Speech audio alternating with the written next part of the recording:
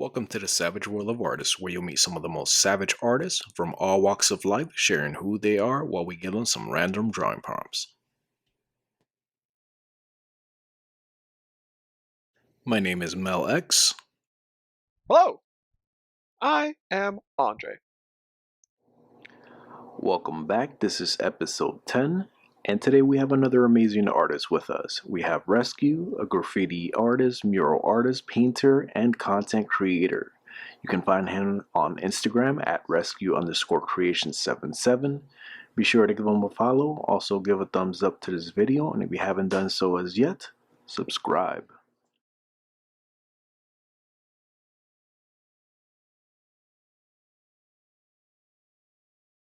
One of the jokes they make is their plane's about to crash, like one of their fighter pilots, and then the captain's like he's gonna die, and he's just like, "Steward, tell my wife I said hello." Not even like I love you or anything. Just like, Hello. Like, cause you're Stewart too. Hello. Hello? Rescue, are you here? Okay. Yeah, I hear you, bro. How are you? Yo. Hey, guys. yeah, how you Yo, doing? I'm good. If that is your real name, Rescue, how do we know it's even you, bro? How do you know you're not doombotting us right now? A different anonymous mask. Doombody. So welcome, Rescue. I appreciate it. MF Doom is he's a legend. Like, it's definitely something like that with Rescue, you know? Are you ever gonna reveal your real name or like what you look like, or are you just like do- the secret aliens? Well, the question is, do I have to?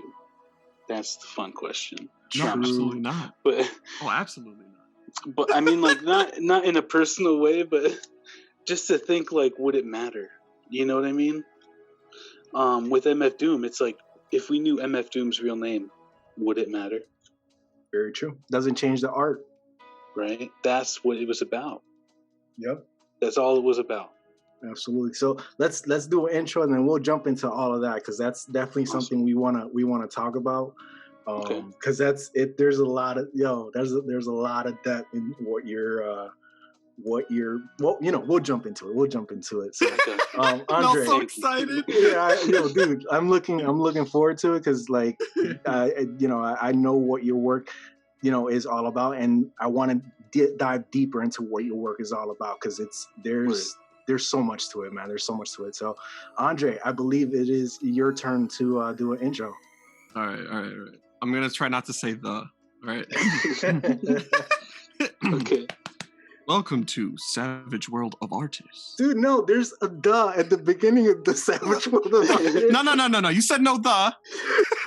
The thes are gone. No, that's not how it works. Welcome to the Savage World of Artists. Oh, man. It is me, Andre, also known as Fat Wedo, TwitchTV.com. With my co-host and liaison and art god, Mel X. Hello. Today, Is this thing working? Hello? Okay, never mind. Today we are joined by an amazing artist, ResQ. R-E-S, and then the letter Q. Is that good? You like that? Yes, it was. That's good. Welcome, Rescue. Welcome to the Savage World. I appreciate it. Feeling savage. Yeah. So, Rescue, plug in your Instagram. Where can people find your work? It's ResQ_creations77. That's the Instagram tag. Hell yeah. We'll travel, my bad. No, it's okay. We also have Mel input it like 9 times right now. Boom, boom, done. Yeah. Boom, boom, boom. And then suddenly it pops up on screen like 19 times in different colors, and it'll flash. Awesome. And if you have flash sensitivities, please look away now. Thank you. So I hope you only do it once. You're just like, here. And do you have a website that people could visit as well? Yes, the link would be in my bio, my Instagram, but it's at tropiculturearts.com/rescue-77. Right on. So people, we encourage you to go ahead and visit. And tell us Yes, a I little bit about appreciate it. yourself. What type of art do you do? And where you're from and things like that. Word. Yeah. So I was born and raised in Broward County, and Broward you boy, know, I always got. 954. Hell Yep. yeah. Yes. Seriously, I've always had the area code. That is definite. But Let's go. yep, that's it, bro. I'm a Broward boy for sure. Lifetime, you know. I actually had to leave to go to college up in Savannah, Georgia, and that was in 2012. So I got into a whole nother world in the fall of 2012, right before the world was supposed to end. I was like, yes, I got here right in time. Like I could say I made it. I came back home in 2016, and that really helped get back into my graffiti background. And you know, when I was gone, everything had changed.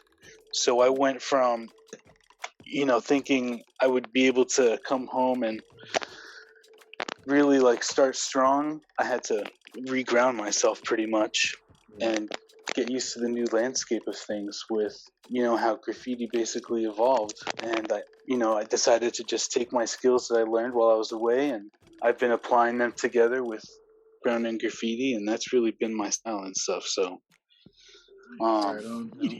Would you consider yourself more of a graffiti artist, or how would you classify yourself, if you classify yourself as any type of specific genre of artist? Right. Yeah, it's no problem. I honestly, I describe myself as a painter, first and foremost as ResQ 77, and that includes the murals or original artwork, which I do have. So I would basically call myself a painter or a fine artist with a graffiti background, pretty much.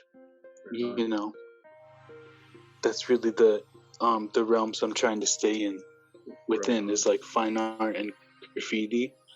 And right now, like the lines are being blurred too, where they're integrating. You know, where now you have like a museum of graffiti, like the first museum of like graffiti itself, right here in South Florida. You know. Yeah. So it's kind of breaking into that fine art realm and stuff. Would you definitely? Would you say it's going mainstream, or because sometimes you know how mainstream, the word itself, mainstream, tends to to kind of be considered a negative aspect, more so when it comes to art, and a lot more so when it comes to graffiti art, or quote unquote street art. Right. I mean, the tough thing is that a lot of people that are in the world of graffiti, it's hard for them to really go mainstream because they're just trying to stay afloat. And that's what's made them start to integrate more into the commercial side, or the business side of incorporating it in fine art or commissioned art. So I guess to really answer that question is basically, it's crazy, you know. I'm just trying to make it. I'm just trying to really not just be underground, but know that that's where I'm from. Like, that's my basis of my personality, is someone from the underground, like someone from the streets. You know, that's what I know best.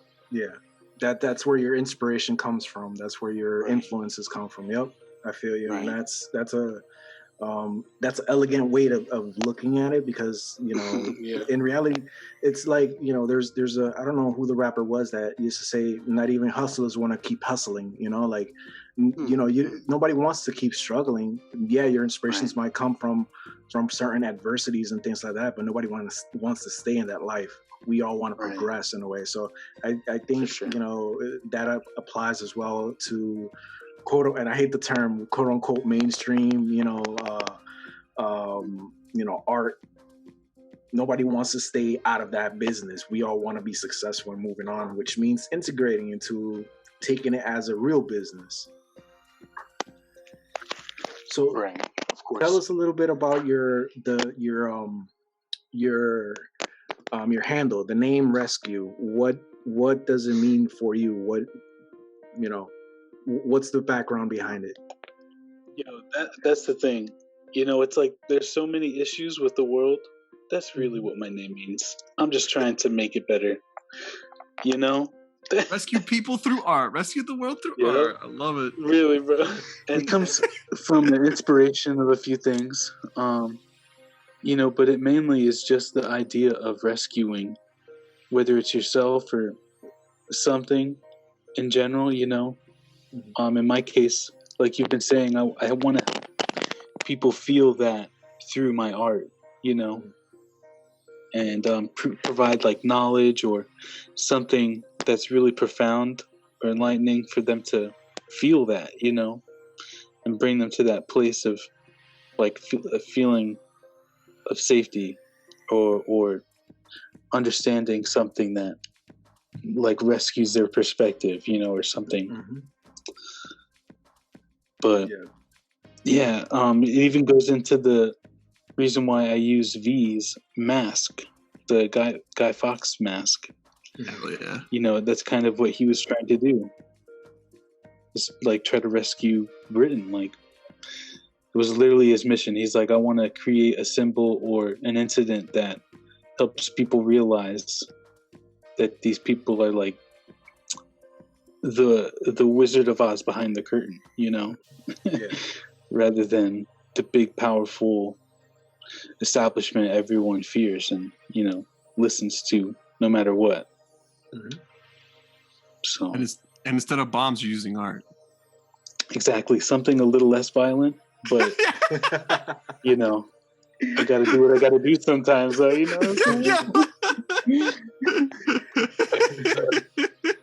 Well, art sometimes is one of the the sharpest knives there is. It's a very sharp sword, and it cuts through consciousness. It completely splits reality to what your perception is. So, and I see that, dude. Like your art is that. That sharp is a very sharp blade that cuts through reality. There's so much metaphysical, innuendo. I guess I don't know if that's the right word, but it has those undertones of consciousness of, and not to because I think we've had this discussion that certain words, certain trigger words are they're taken and made popular, like woke or spirituality and things like that. And there's so much meaning behind it instead of the mainstream, I guess, perception that there is now. There's reality, and there's what you do, which is you use your art as an actual weapon to cut through those things, to show spirituality in a certain way, and not in a false way. Right, man. Said so well, bro. That's it's so important, like I feel like that, like now at this point in time, I feel like it's my personal duty.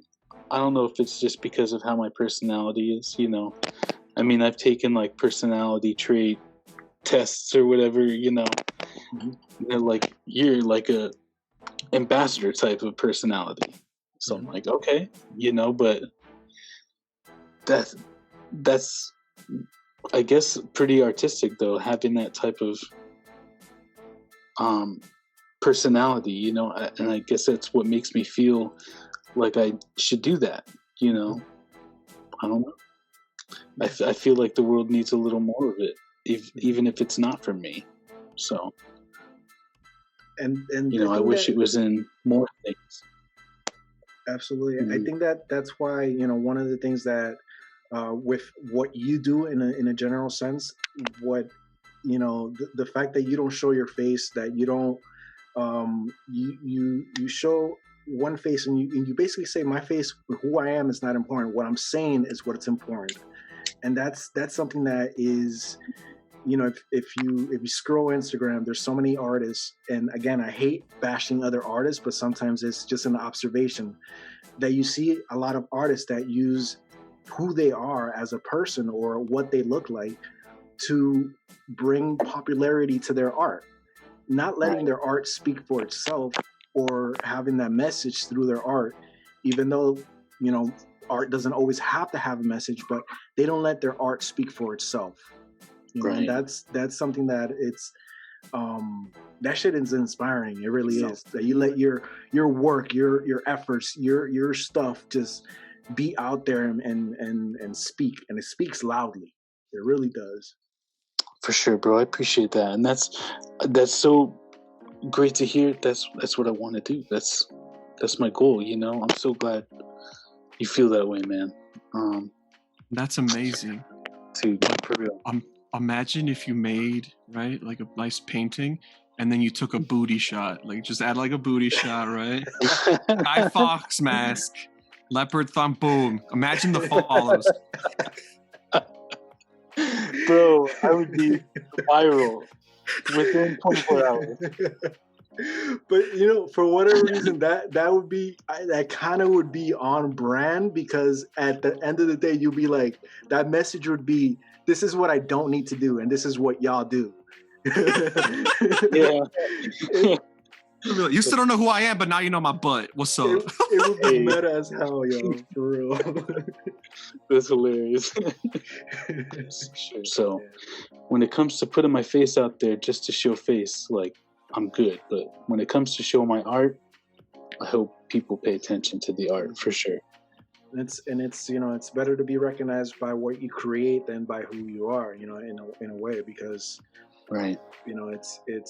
It speaks even more. When you look at art, I think you see somebody's soul. Even if it's fan art, maybe even if it's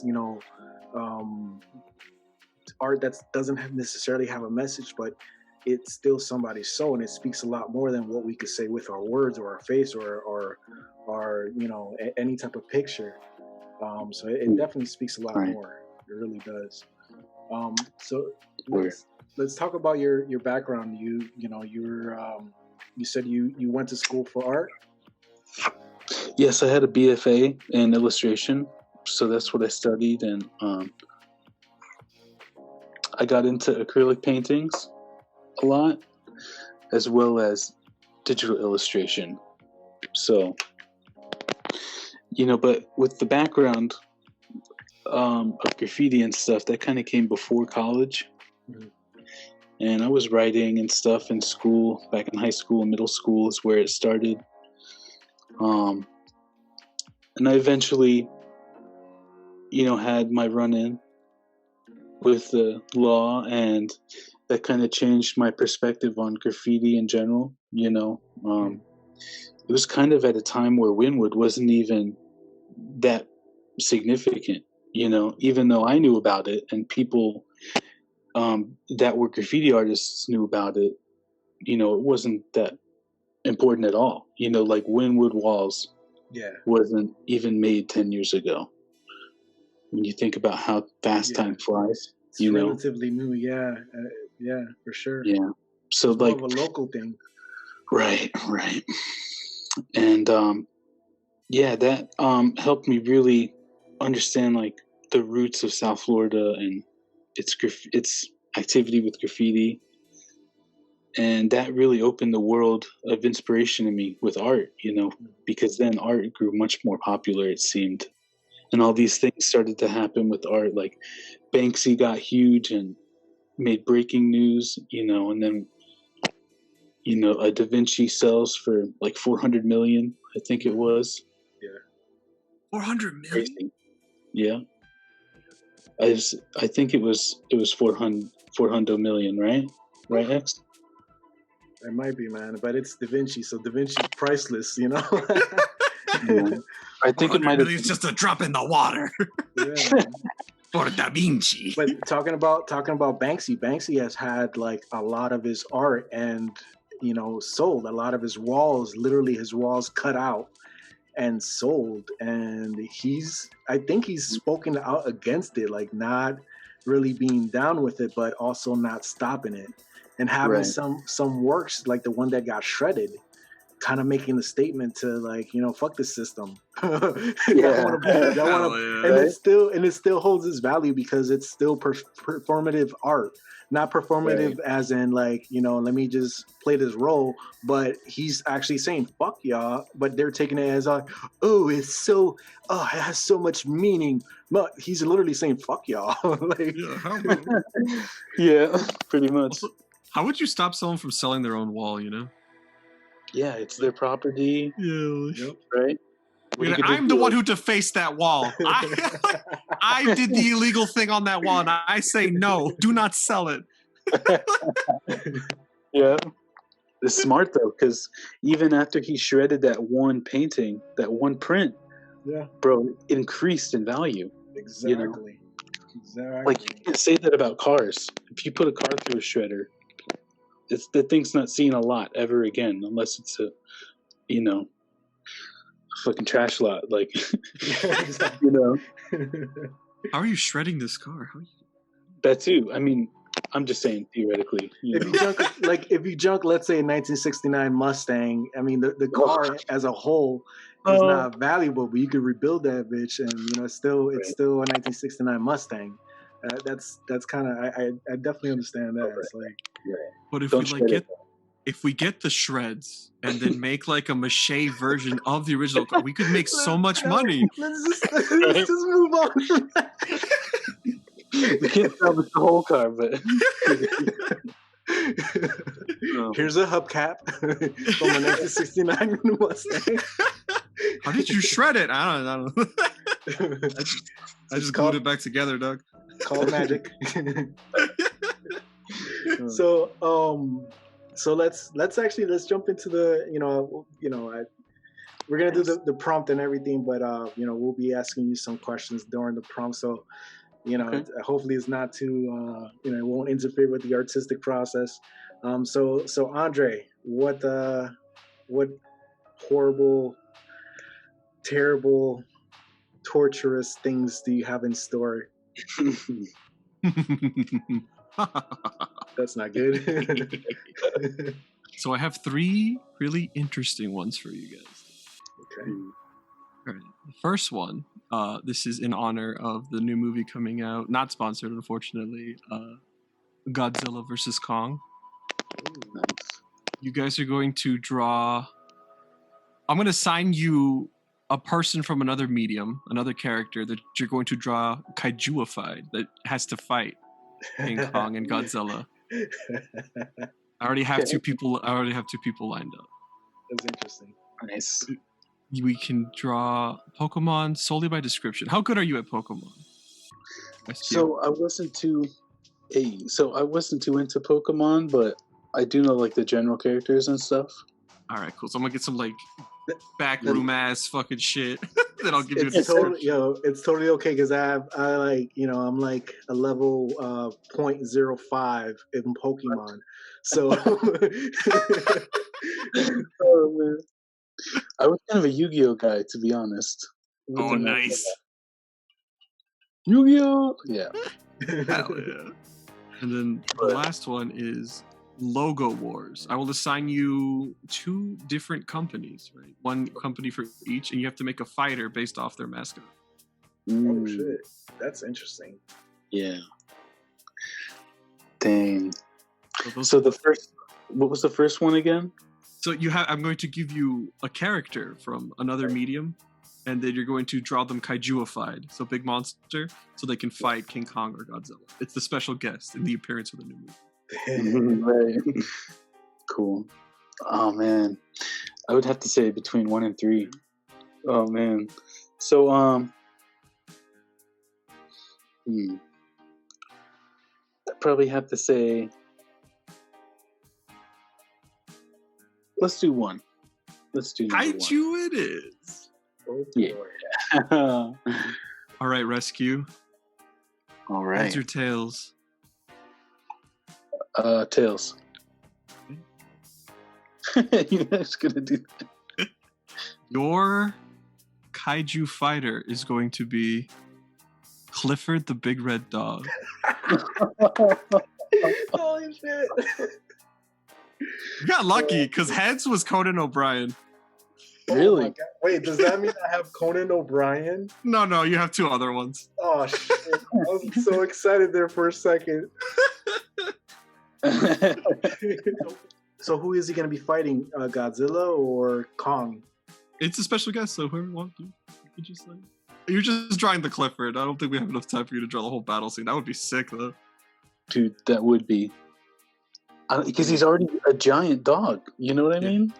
But now you're gonna make him kaijuified. So like, I'm talking about like, why is he red? Like maybe he's just shoot lava, like beams out of his eyes. Like he has to stand up against Godzilla. And he's just a walking nuclear power plant. Like you gotta give him something. Yeah. Like your version of Clifford has thumbs and he has a gun. Like help him out. So what ResQ, what motivated you from the start to kind of follow art to just be in this type of journey? It's weird, one of the first things I remember is literally drawing in school or in pre-K, like just literally picking up a crayon or whatever I could get, and I would just like draw random stuff, basically stick figures for sure, of course, for first, drawing experiences. That's what it amounted to. But it really just helped me escape, and it was just a really great outlet for me to help me understand myself through expressing that, through the art and painting and stuff. So I just kept doing it, and people told me to, and it kept, I guess, looking good, and I found more meaning to it, obviously, from what we were talking about in my background. That's really where it started, when I was a kid, just my inner child trying to, express myself on the first surface I could find, It's crazy, having a creative behavior, whether you're an artist or not. I think it really is important for you to realize the value of that childlike expression so that you can make things simple or, have the passion in it that it may not if it were more serious and more of like a mature tone of things or something like, and it was a good start. It's an honest expression. At the end of the day, it's you're not hiding anything. You're expressing exactly what you feel. For sure. So yeah, I just kept doing it. Yeah. Exactly. And the more you do it, the better you get on it. Yeah. When did you start, X? What was that? No. When did you start? When you were kind of discovering your creativity in art? Yeah, No. when I was a kid, and it's I remember specifically, I was in my grandma's house, and she had a big brick wall, and I would take chalk and start drawing like stick figures on the stories basically on the wall, like caveman style. And I remember just from that point on, I just kept drawing, and in my family there's lots and lots of artists. My grandma's side, on my grandfather's side. And they kind of just kept encouraging me. So it was just something that once I started, I didn't stop. Nice. Yeah, I thought that story was gonna go from like a different turn. They're gonna be like, yeah, and then I saw this big brick wall, and I got my paint, and I was like, oh no. My grandma, she didn't like it. She did not play that. It's like, oh, you. That's what I'm saying. It was a go get the switch type of situation at that point. Like, and after she was done beating my ass, I figured out that hey, I'm good at art. No, bro, she didn't catch me. I ran straight to my mom, and my mom was like, nope, you're not touching my son. Painted on my wall. Well, he's an artist, and it just resonated with you. You're like, an artist. that saves me. Like, artist. Why are you a robot? Artist. I am artist. So I see that you're doing digital art right now, but most of the time you're more of a traditional artist.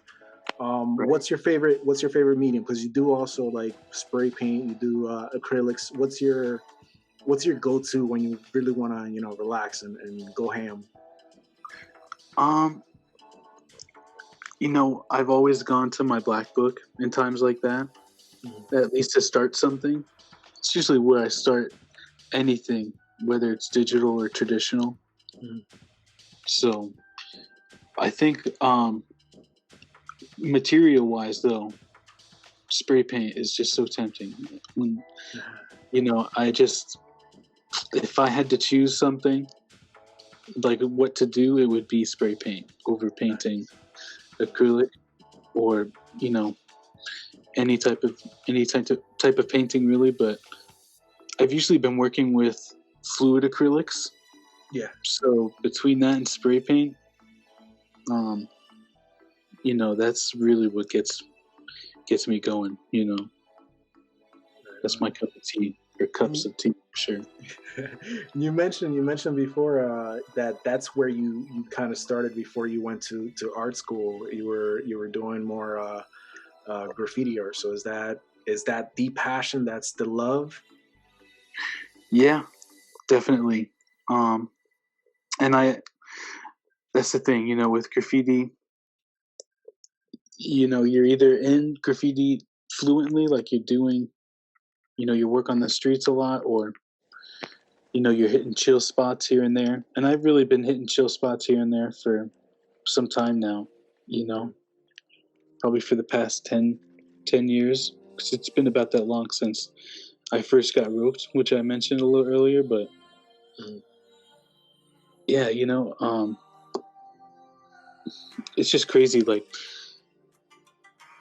just how much I can do, or how much that is being done now in each market, whether it would be painting or spray painting. Like I'm just glad that I can go in either or. A lot of people have told me, like, look, you can use a can and a brush. That's something that a lot of people can't say. So I just like, all right, and that's why on my fine art I've been incorporating both. But of course, it's canvases and not walls. But when it comes to the wall, yeah, definitely bringing out the spray paint. Right on. Yeah, who should he fight? Who do you guys think should be the celebrity opponent? I think it's Godzilla. Okay, so Godzilla for sure. Okay, I think it's Godzilla because it's like Kong is already furry. That's what I was thinking. Team Fur. So exactly, it's like Team Fur. Like we both have fur. We're gonna go up against Scaly. Team Scaly versus Team Furry. Yeah. Furries, we good people. We good. Scaly, we still good too. It's like the mammal kaiju. So I've one thing that I've seen you do as well is body painting. How does that differ from everything else that you do? Because I know it's a little bit more. It's almost like tattooing because there's surfaces that are not exactly Flat. Right? No, for sure. Yeah, it's something that I used to do back in the day with graffiti. Actually, I would use markers and stuff like that, and I would write my name on a female's body. Like body graffiti. Foreplay. Basically, it's like Nice. mostly artistic influence. Or intended, right? So yeah, like it's kind of different.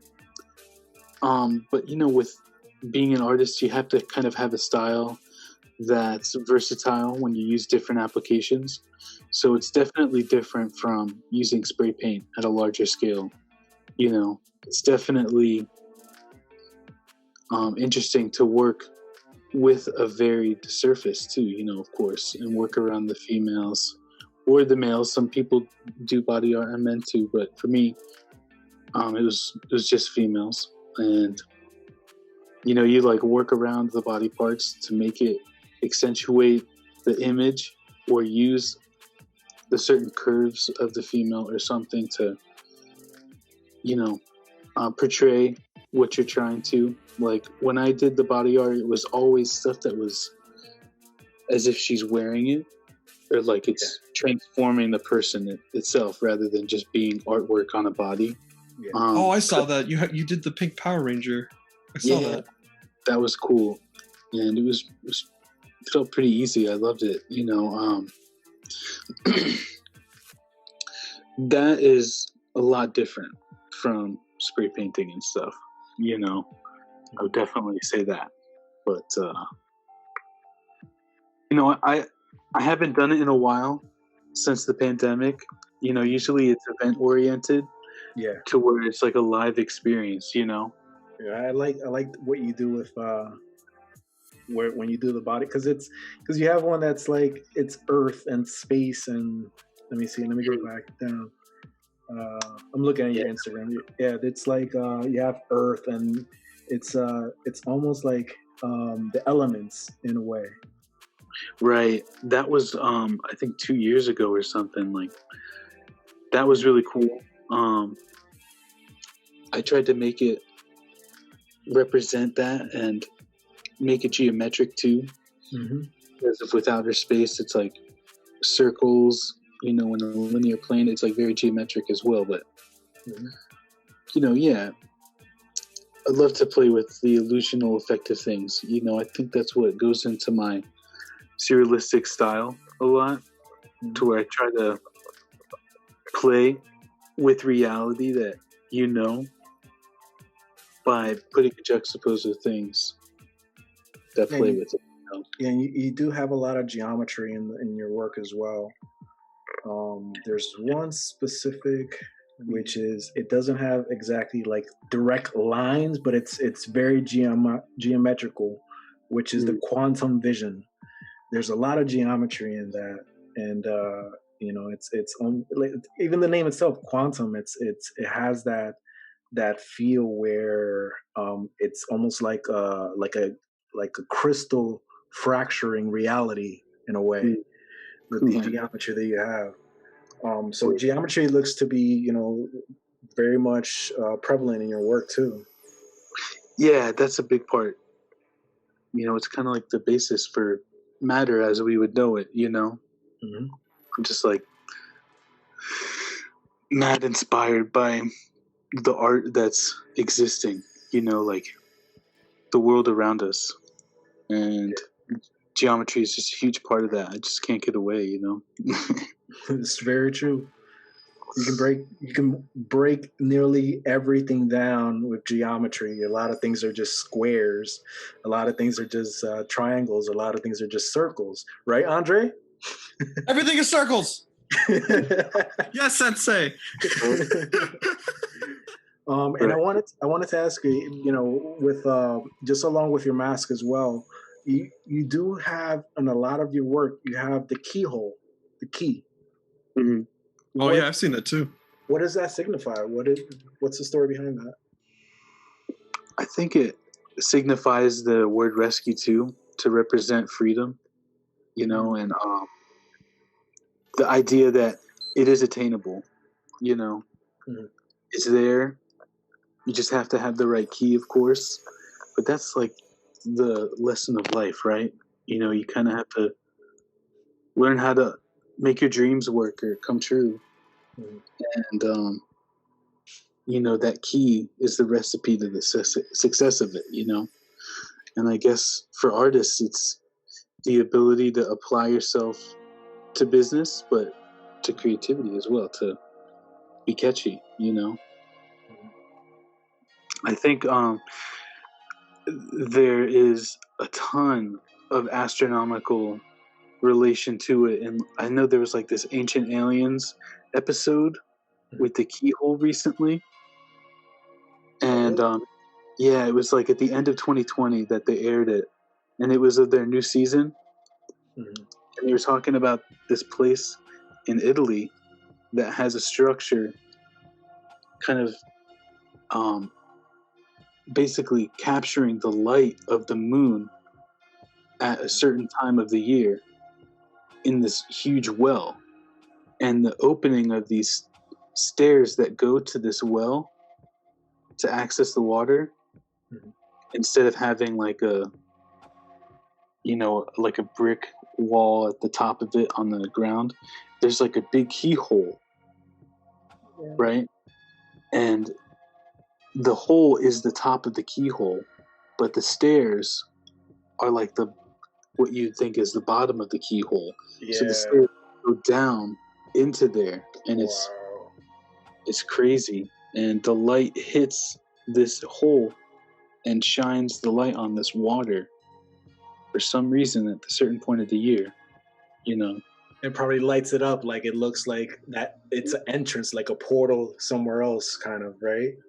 That's Exactly. crazy. Where was this? I gotta I think it was in Sardinia, but I know it was in Italy. Wow. But yeah, there's a ton of astronomical sense to it, and the idea that it could lead you to the opening of somewhere else, like you said, Mel. And I wanted to incorporate that with quantum vision a lot. I think it was just a good subject of content to incorporate it in. I kind of wanted to do something more futuristic related, which the quantum mechanics and science aspect of it would be prevalent, But yeah, like as you can see in that picture, there's like little portals of different things that are kind of being connected through quantum mechanics. And I think we've talked about, I think, stuff like this before about, the fact that mathematics and science and spirituality they go hand in hand. There's like, religion versus science, when in reality, spirituality and science, they confirm each other in a way. Right. And, there's more than what we see. So, and it's something that it reads in your work a lot, that you educate the viewer, and you don't preach to them. You educate them where, there's a connection, that there's connections not only between us as people, between you, the artist, and them, the viewers, or us, the viewer, but also between nature and the world itself, the earth, what we inhabit, the reality we inhabit. And that's also there's a story within your art that tells that like I said, doesn't preach it. It shows it in such a beauty. Thank you, bro. That's so special of you to say. I appreciate that a lot, man. Yeah, I've been really trying. Like I feel like it's so important. We're on like the precipice of change in the whole world, and I'm just trying to do something that stands out and helps out at the same time. Absolutely. Trying to rescue. Yeah. And one thing, I wanted specifically to touch on, and it's a little bit off of, it's out of the norm of what we talk about on the show. We do get silly and stuff like that, but there's a lot of depth in a lot of the things that we talk about as well. And there's one thing that you mentioned on one of your stories a while ago. You don't associate as much with certain spiritual, I guess, shit, man, I forgot how to say it, but it's like you don't associate with certain people that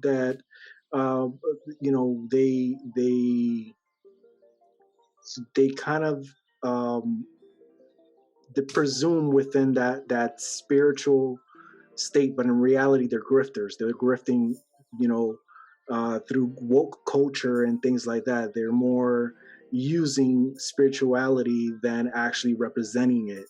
And it was something along the lines of that you put in your story, that you don't associate with that, associate with people that are in the woke culture or the community, the spiritual community as much as anymore. I think that's how you worded it, that you're not associating with certain people in the spiritual community any longer because you see them for what they are. Right. And that's Even just yeah. people in the woke, quote unquote, community. Mhm. No, not to cut you off. I'm sorry, but just I think it was about not following the woke movement anymore, Mhm. right? Yeah. Post you're talking about? Yeah. Right. Yeah, it's something that has been brewing for a long time, something like the woke movement, so to speak, through spirituality and consciousness, to enough to change the infrastructure of our whole governing of our country too, because there's like systematic racism involved that needs to change. There's so many issues, that need to change that haven't been, and it's like the ones that they're trying to bring up right now are like, I don't know, it's tough. They make it political. Like the woke movement has become political, basically, and I feel like that's just the problem within itself. To where people are arguing about it when being woke isn't about arguing; it's about getting past an argument. Being able to not argue. So it's like resolution, not arguing. Like, why are you arguing for the woke movement? Like, you don't need to do that. You just have to do what you do in an honest and positive way. Exactly. Like that's what it needs to be woke, is to be able to do that without the help of anything else, or the artificial help, I guess, like through technology that we're probably going to have one day, with Neuralinks and stuff like that. That's going to be pretty crazy.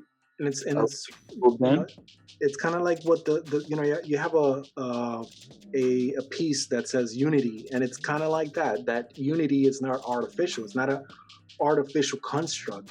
You can't force, number one, you can't force unity. Unity is found through peace, through through connecting, finding common ground. One of the reasons that post resonated a lot with me is because I've gone through that same kind of like a similar I guess realization, and it's been a while. It's a lot of people monetizing spirituality and making it more of a, and I think it's a callback now to mainstream, just making it very mainstream, when in reality it's not about mainstream, it's not about a business, it's not about politics, it's about actual connection between human beings. The strip everything away, what we are, the spiritual actual entities that we are, and that's what it's about. And people have just taken it, bastardized it, and make it into something that it's not. They've monetized the shit out of it, and that's something that once you put that, it's like shit. Yeah, that I totally resonate with that. Spirituality shouldn't be a business. Like, how can you make human connection on like a metaphysical level of business? Like, what are you doing? Yeah, it's been hijacked by people who just want to advance their own self-interest, and it's so obvious. The one of the examples that I kind of always give myself, because I don't post about this shit, I don't talk about it, but certain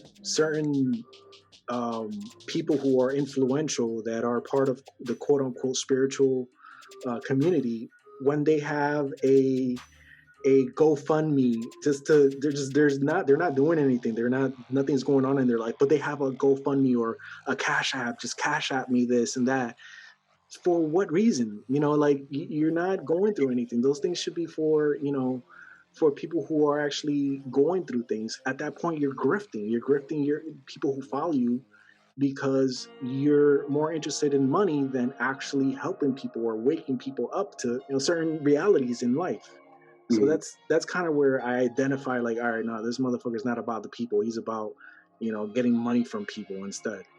There was this Facebook video that appeared to me, and it like really, really made me angry. It was this lady in like Thailand, and she's in front of like a monk monastery. She's white with a little sign that says, "Hey, no room, no board. Help me out." And she's like holding her iPhone while she's carrying around this sign. She's like super clean in front of a monk monastery. And I'm like, bro, you're in front of a Buddha. Like, do you have no shame? Those are Buddhists in there. They literally don't have anything. They literally give up their things for spirituality. They literally do that. That's what their faith is. Oh shit! Like the video was literally like the I think it was in Thailand. So the time when he was just like with the video in his own language, like angry, like what the fuck is going on? I was like, yes, B-Man, that's fucked up. Oh man, dude, Clifford is going off on Godzilla right now. I know. I'm trying to figure out. Do you guys like this composition? I do. I do. It's like the cover of a movie. Yeah, you could say that. But, like it's sick. What's it called? A Demolition Man? It gives you like Demolition Man vibes. Have you ever seen the cover of that movie? Oh man, I haven't. Who's that with? Wesley Snipes and Sylvester Stallone. I love that. I'm gonna get you, Wesley. Stop being a Demolition Man. Bro, one of the best. That's a great action movie. It really is. I like that shit. You rewatch it. That's 90s flavor right there. When was the last time you seen it? Oh, for sure. Like I said, 90s. I rewatched it. It is the action scenes are still great, but it's rough. It doesn't hold up, yeah. Well, I mean, the themes of it hold up, where it's like it's about honestly exactly what we're going through. Like, woke culture got to such a degree in the future that like people don't even have physical sex anymore because that scene is tainted. Oh yeah, They have like VR sex. And this is in the 90s. I was like, fuck. Wow. Like, there's a lot of aspects of it. Like, yeah, it's really cool. Like, you can't curse, or a robot will fine you because everyone's too woke. Holy crap! Everyone's too woke. Yeah, like legitimately, like watch it. It's hilarious. But it's campy in its own right. You know, it holds up in sentiment, but the movie itself. Oof. Yeah. There's this one scene where Wesley Snipes is in a museum and he sees a Chinese man. He goes, "Ching chong, ha ha ha ha!" And I was like, "Why? Why did that happen?" Oh shit. It was both unnecessary and very necessary for whatever reason. Jesus. Oh man, yeah, that movies back in the 90s is like, yo, yeah, you kind of find that where, oh shit, yeah, nowadays that would be completely controversial. Yeah, like that would not fly. Like so uncalled for. Right. I love Clifford. He's so stacked, bro. Clifford is pissed, bro. He must have stolen his bone, because For real. Give me back Emily. You giant lizard, give her back to me. I love your dog voice. Give me That's back what he sounded like. Emily. He's still like Clifford. Like, I just picture like the father coming home. He's just like, Clifford, they took her. What do you mean? Godzilla took Emily, Clifford. Wait, Oh God, what are we gonna do? Does Clifford talk? He like Yeah. so.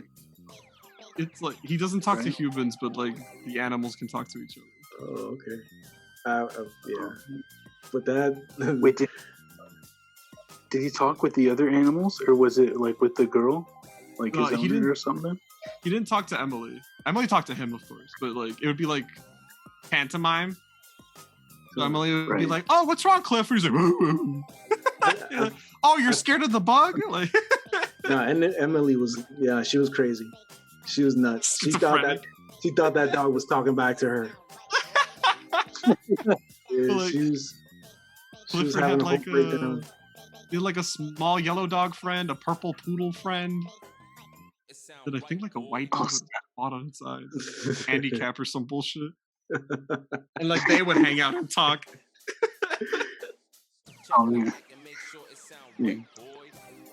Okay. They're stacked. I love it.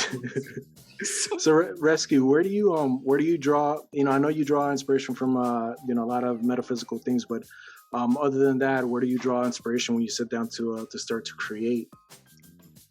I guess it would probably just, man, I don't know. It's a hard question. I know it's like an important question, and a lot of people have like their own place that they go to maybe in their mind, you know, to get like in the mood and the zone for that inspiration. Or like some people somehow get like a download. I've heard people tell me like, you know, I get this download of information or inspiration, you know.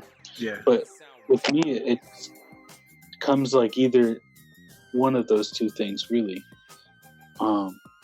I've been doing art for so long. I just try to get focused on a project, and I really start to like research into it or get the feel for it, and that's what helps me get inspired to do it. You know, like I think it's just like with information, basically, whether it's a story or like a fact, like facts, you know, whether it's science or something else. So Try to like that. Mm-hmm. So the more you look into it, the more you do your research based on an idea, the more inspired you become to create it. In a way. Basically. Right. Right on. That's dope. So you're like the Ravenclaw approach. You're like knowledge gives me inspiration. Pretty much. I mean, Sick. yeah, you know, with graffiti and stuff, I've been trying to get more stylistic, and you know, I love music, of course. You know, so I encourage other artists to use music or something like that to get you in the zone. You know, if you don't already, I think is really important, and it's another form of expression that is made not from yourself, but from someone else. You know, I feel like listening to inspiring music is equivalent to listening to like an inspirational speech or something like that, or you know, I've really been getting into a lot of hip hop recently, so I try to provide that, like, yeah, you know, I try to provide that like feel from graffiti into my work to relate to hip hop, you know. So like when I'm writing or when I'm maybe drawing a graffiti piece or painting something that's like graffiti, I'll be like listening to hip hop, you know, and jamming and something like that. In my recent painting that I did for a commission, it was like a little beach view of a fishing dock. So for that, I listened to a lot of like rock infused reggae. You know, I love that type of music as well. So yeah, you know, I think just like information and music is a huge part of figuring out what you want to do, and you know how to figure out expressing yourself. You know, you got to like know what you're going to express. You're the third person, I think, that does music, and like that makes sense because music really does it. But I like that everyone else is just like, yeah, I listen to like calming, soothing songs. You're like, nah, hip hop is black punk. I listen to black punk. I'm like, nice. And you're like, reggae. I'm like, that's the other black punk. I'm like, holy shit. Right. I'm surprised that like your pieces aren't more like, yo, fuck Govey. Not angrily, but you know, like more like they are. Obviously, you have some like anti-establishment pieces and a lot. But I'm talking about like more. Yours is more spirituality, right? Like I love the tiger with the horns. That shit's. Hey. Yeah, you know, I think people need to think more inward too, rather than thinking about stuff like people's opinions or an argument that's out there. It's never going to get solved, you know. It's just like I try to involve that spirituality to help cushion that, you know. And of course, like I said, like geometry and the information, of course, is important. because that's irrefutable. Like, if I had like for that painting Quantivision, like the studies of the European robin, as well as crystals that you obviously see in it, and the sunrise. The sun is a huge part of understanding Quantivision because it's like a very celestial dive into science. You know, like quantum mechanics and quantum physics is about like our connection to the universe. So it's like a metaphysical biological science. Is that what you would kind of call it, like something like that? Right, in like, a way. An instinctual science, I guess, if you could. And I think it could be described as that, yeah. I think that's something that people need to look more towards is like actual like facts and utilizing something like that rather than something that's commercial, like or like sexually oriented, like sex sells a lot nowadays. Oh, absolutely. That shit's sold. Yeah. Sex sells, bro. Always. It does. That goes back, to call back to, not letting art stand for itself. I'm not to bash other artists, but sometimes, you have to let your art speak for itself. I mean, apart from, very, very popular artists, some art, you don't know who really, what the artist looks like. It's just, it's really their work that really resonates with people, not how they look or what they their nationality is or anything like that. Right, what they believe, I guess. Yeah. Something that's universal, something that anybody, no matter what they believe or who they are, can understand. That's really what I think people should be trying to figure out. Mm-hmm. I feel like there's like a huge disconnect from the higher class of society. People that, like people that are in like a super high equity level, that are kind of like keeping the rest of society away, by like layering their business or something like that to where it's like, exclusivity. Yeah, things are exclusive. Yo, oh, look at that fire! He's Super Saiyan. Let's go. I think I should incorporate fire. I think that's going to be his like meta element. How Godzilla uses like nuclear energy. You know what I mean? I think that's how it works, right? Yeah, like nuclear fission, nuclear fusion, or whatever. Shit, I need to watch this movie. I just don't like big monster like things because every big monster movie is the same. Where it's just like, oh no, he's a big monster. We have to send our troops to the front line to hold off until we get the big weapon to fight the big monster. Right. The big weapon didn't work. Send more troops. Stall for time. Oh no, we have another big monster. He's friendly. Okay, like stall for time until the big monsters can fight. Like you're just sitting there like, are they done stalling? Can I see the big monsters fight now? You literally just spoiled Godzilla. What the hell? That's like every big monster thing, dude. Every single one. That's why I don't like big monster because I'm like, bro, I don't want stall. Just fight. Let him fight. Let him fucking fuck it up. Let's go. Is this accurate? Yeah, look at him. Look at him. That was like episode 52 of Clifford the Big Red. I remember that. He got his fire powers, started fucking with Godzilla. The craziest episode. That's so fiery. That's dope as hell. Look at him. Give me back Emily. I feel Clifford goes on his hind legs. It's over for Godzilla. Maybe he is in his hind legs right here. I made it ambiguous, They're ready to drop kick him. Yeah. I mean, what if Godzilla like ate Emily? Like, what if that's what initiated? Nah, world's fucked. Oh damn, dude! Yeah, Clifford's gonna go on a tirade, bro. Like at that point, Godzilla's actually our savior because Clifford's lost it, bro. Yeah, like we're gonna have to bring in the other big guns. More nuclear fission bombs. Mhm. Love this like Red Hulk looking ass Clifford. Look at him. He's glorious. Hey, ResQ, talk a little bit about Tropiculture. Word. Yeah, man. Tropiculture was this art series that I started back in 2018, and it's kind of like a mix of spiritual stuff and other things that like we were talking about before in my art, but mainly it related to like tropical lifestyles like we have in South Florida here. Mm-hmm. And after I did quite a few pieces of the series, I really started to reconnect with the community, like I was saying before, that I was trying to do after I came back from college. And I thought, well, if it's going to be about the culture, I have to involve the culture. And the main thing about culture is the people and how the people are affected by the environment.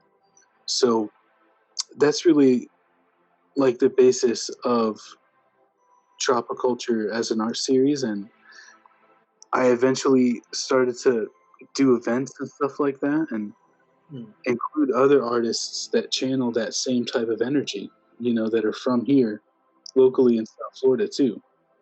And I started it with a few of other friends and people that were artists too. So they helped me get it going.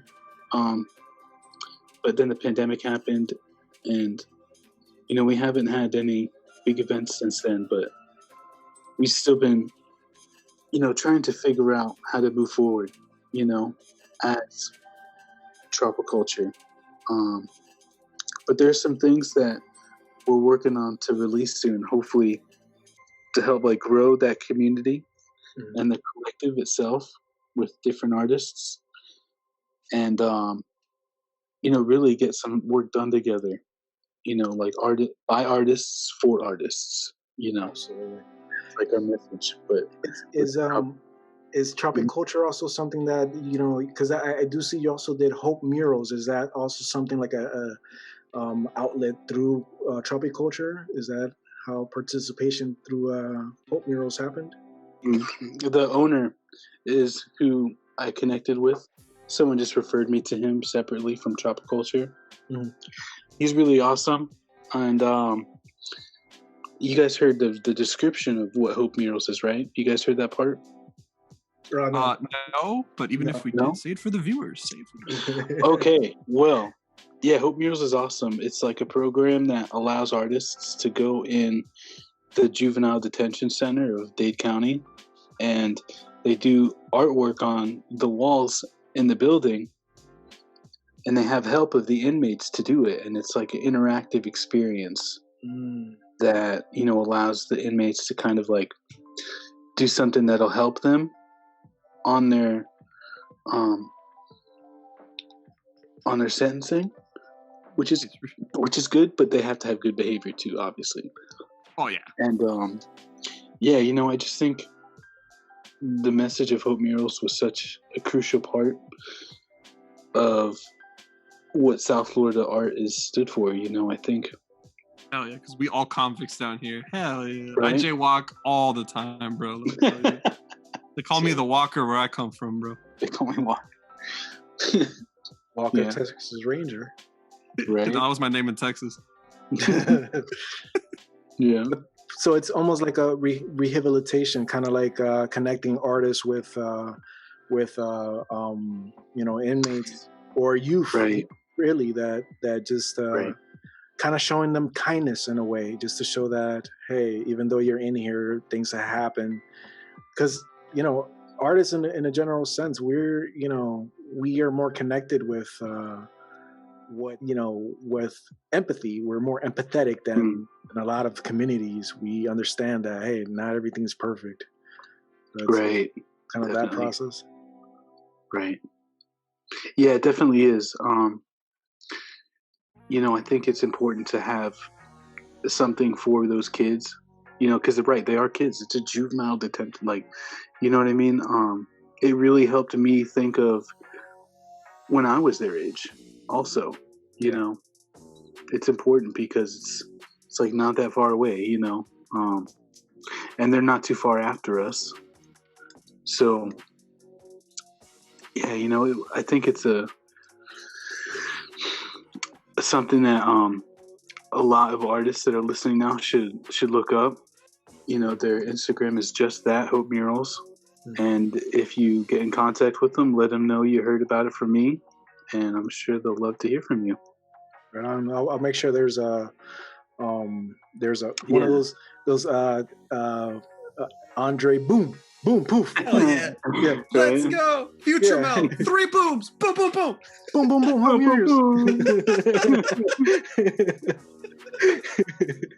Yeah, we'll make sure to have that information up so that absolutely, because that's something that's very important.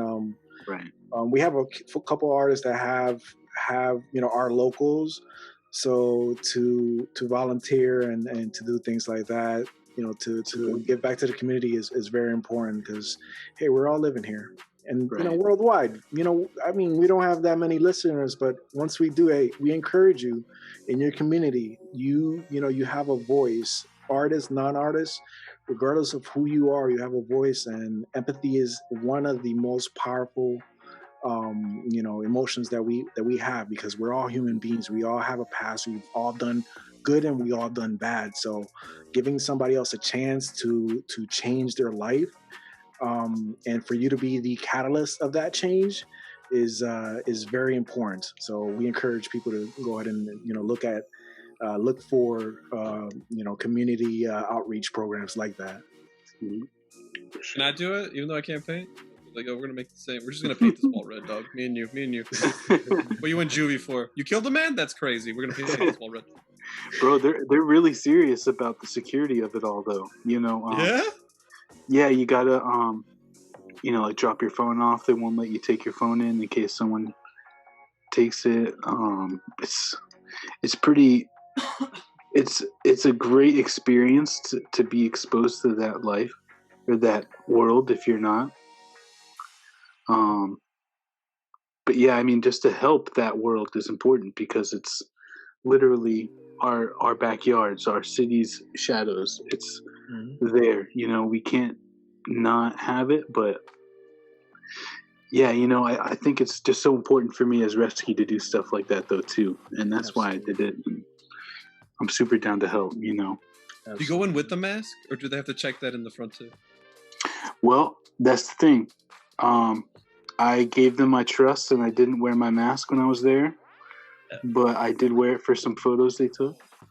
Hell yeah! Right? You gotta keep it. You gotta keep it true, man. That's the thing. You have to give those stipulations. Look, I'll do this, but no photos. After that, it's all go. But I have to wear my mask. Right. It's not to be weird or like too strict, but I do have to be a little strict if I want to uphold that. It feels weird sometimes when people are like, really, but that's your image. What the hell? Yeah, that makes sense. It makes sense. Absolutely. What was that name? It's like Jeff Dunham without his puppets. Like, oh man, right? Okay, controversial conversation. Is he as funny without his puppets? No. Oh. Why is that controversial? Yeah. Is a soldier as dangerous without his gun? No. What? Yes, they're just as dangerous. They'll snap you in every other. No, because I can run. They'll catch me, but I'll run. If they had a gun, I've been dead since I started this. We definitely do have a huge advantage. I like how Clifford's winning. Like the way that the sparks are shooting towards Godzilla, that means that Clifford's winning. Did you have? I know. I just didn't finish it yet. Then for now, Clifford is winning. Right. It's backfiring on Zilla. You're powerful. He's like, no. I guess I'll use more than 10% of my power, Clifford. You've earned it. Until Shaggy shows up. Mike, you can stand back now, Clifford. You'll make me use 5% of my power. I'm gonna use 5% of my power. He does that weird voice cut thing.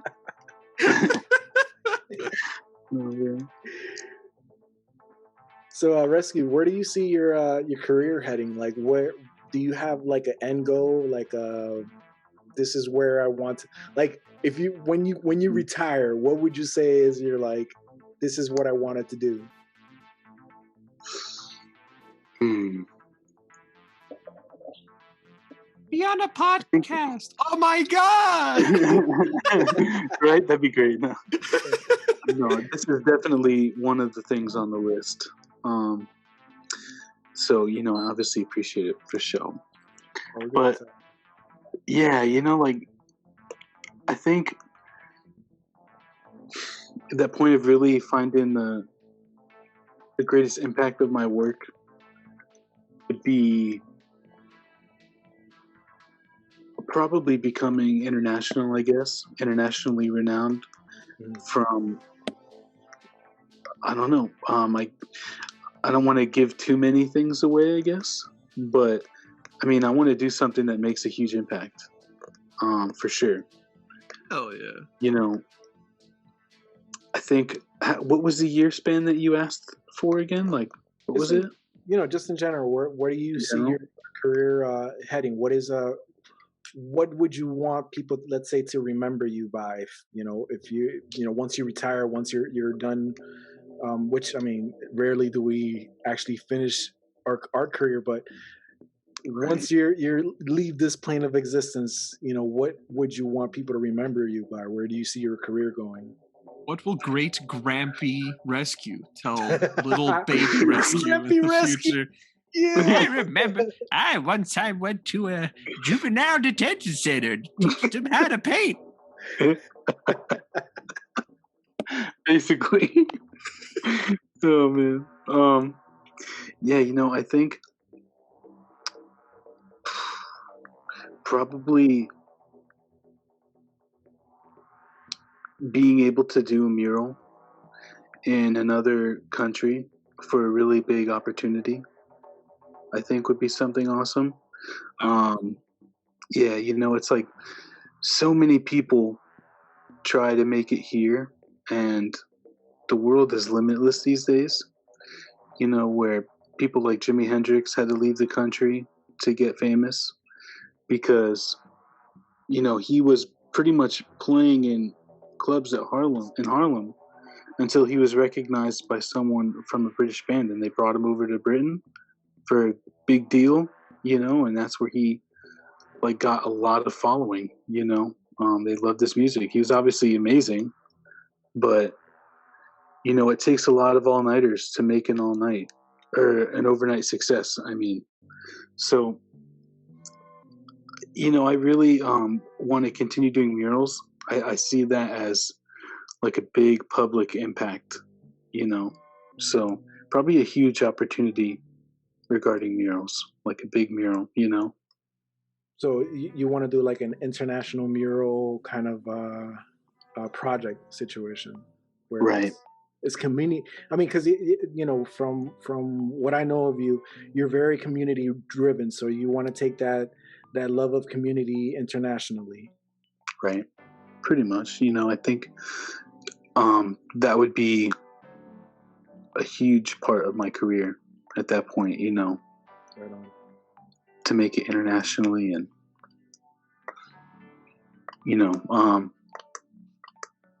I don't know. I think I need to do something that's unique to stand out, not necessarily like an artwork that changes my career, but I don't know. I don't know what it is yet, but something. You want to be known for being, what's the word? Right? For Pretty being... For rescuing, man, for real. Yeah, for rescuing. Rescue Ranger, let's go. That's what you're doing, and this is from my perspective. What you're doing is, like you said, you're bringing that key to hope. That ability to save yourself. So if you take that internationally, make it into one of your artworks. Absolutely, man. Absolutely see that as a form of people just having that hope to rescue themselves, to find that hope in life, because the world is sad, bro. Like, it really is. Like, we don't, sometimes our perspective doesn't allow us to see how we all share the same, sadness sometimes, but it definitely is out there, and you're very empathetic when it comes to seeing that and wanting to help people with it. So Thank yeah, you. man, Yeah, rescue them. hell yeah. Yeah, man. I think it's important. I think the world is getting smaller as we know it. So it's like, I think that would be the most impactful thing. Is something international on a big scale. Um, I think a big goal all artists should have is ownership of their work. Like Hmm. you were talking about before with the auction houses and stuff like that.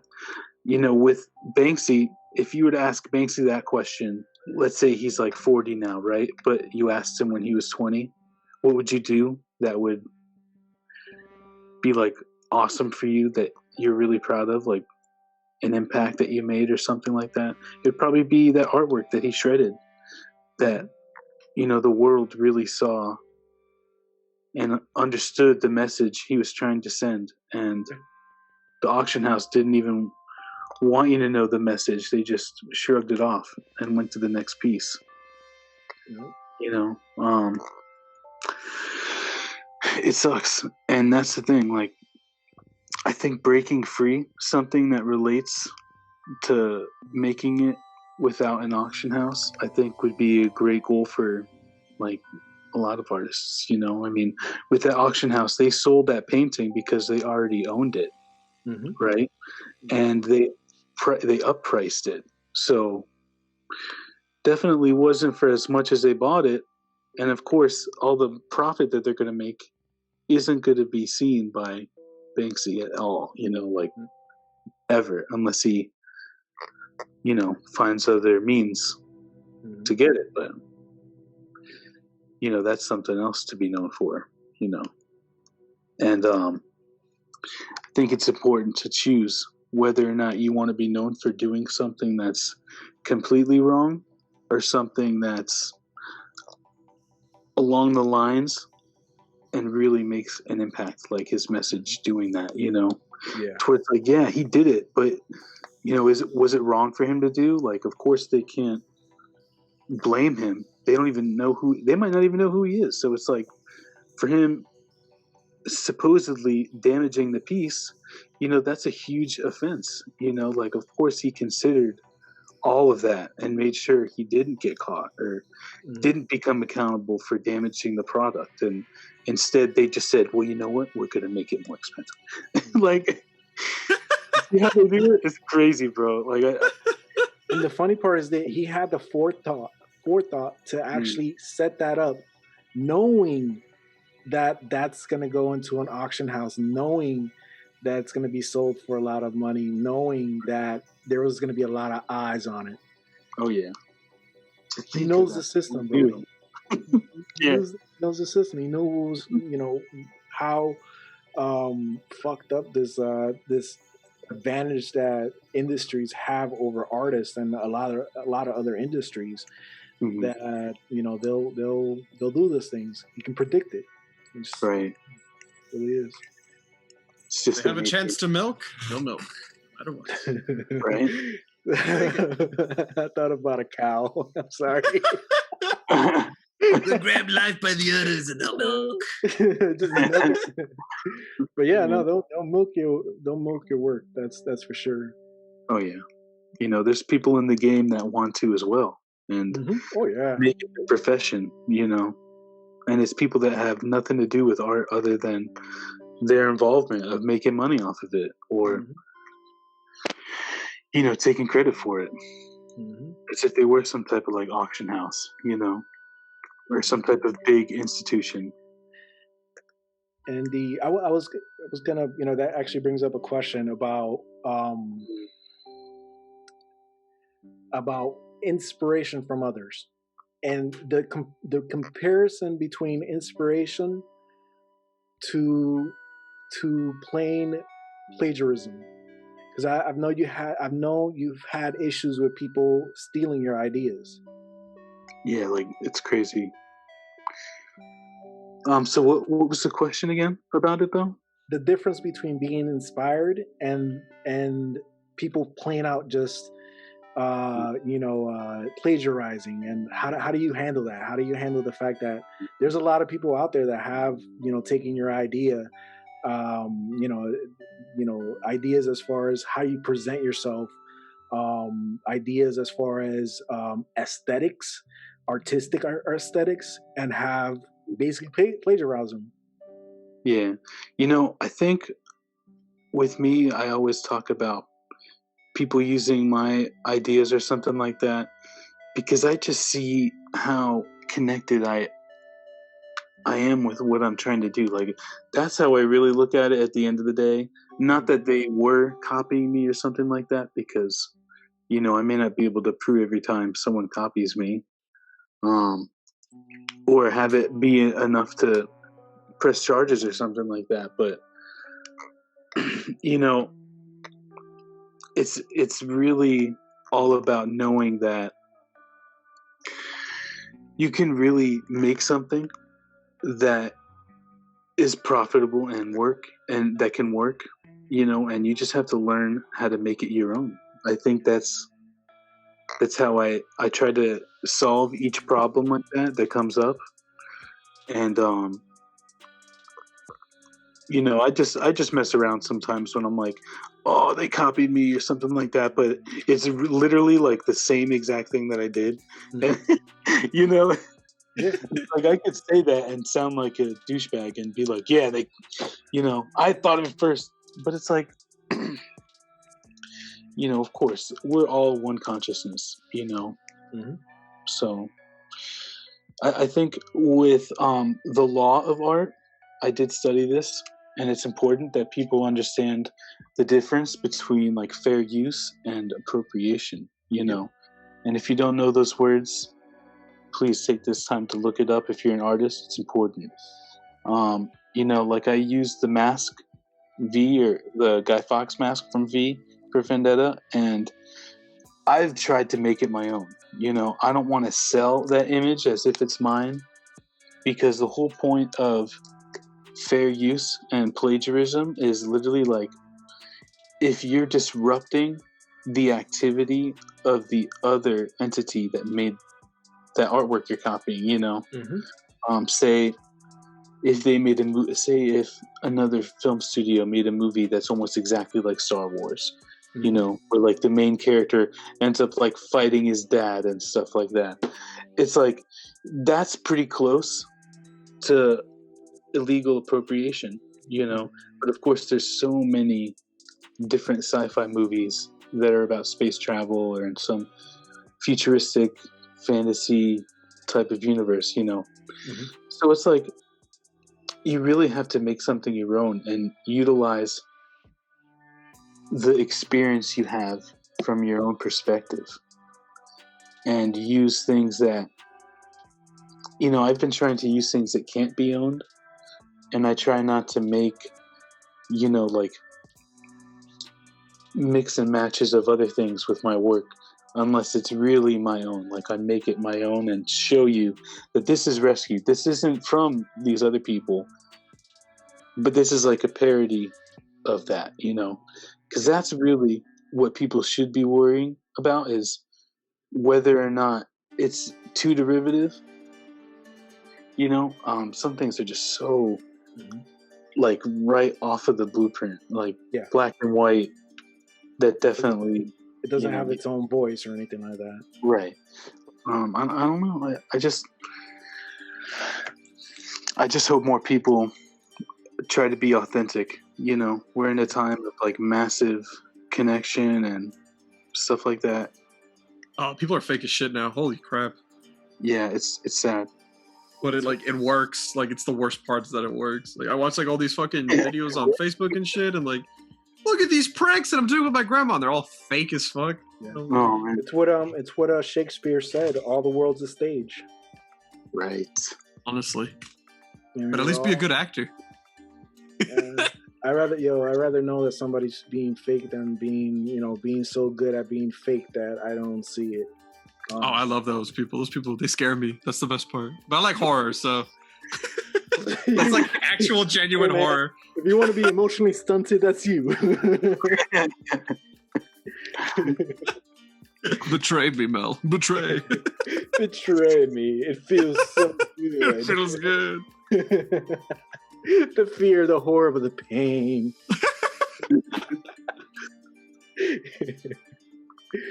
So, Rescue.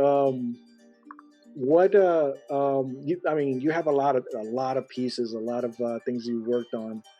What one piece, or if you want to name your top 3 pieces, stand out to you the most? Which ones are?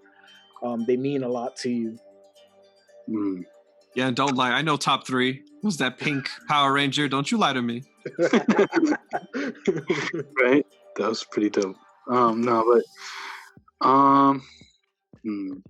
I think the one, and this actually came up in my mind a little bit ago, like I think the other day, was this piece I did 2 years ago, now 3 years ago, at W Hotel in Fort Lauderdale.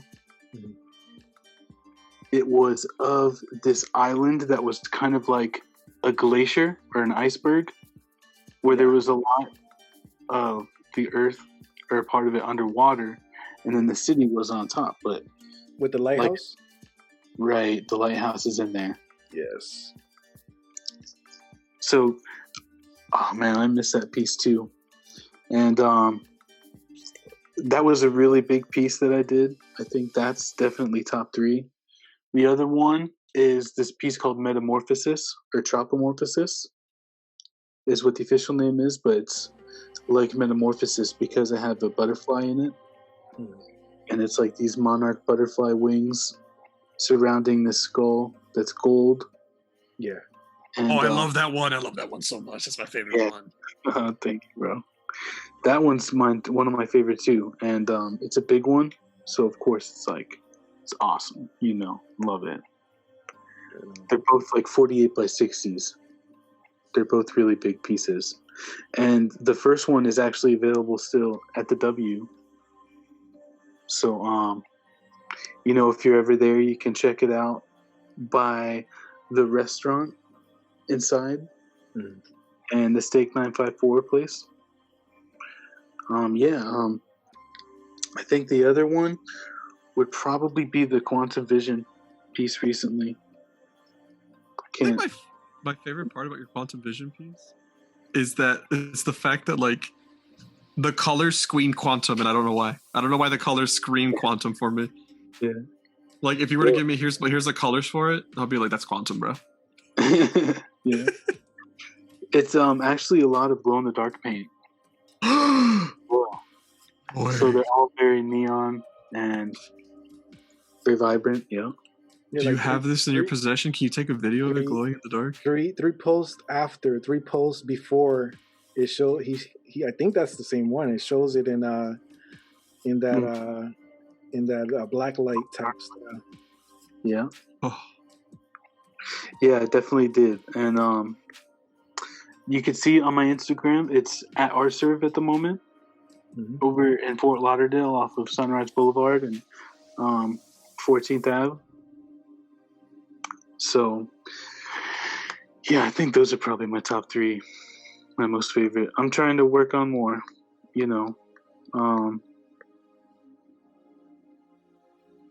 Hello? Did you do the oh yeah, you did it on Halloween. You dressed up like ResQ Ross. Yeah. That's dope. I'm looking at them.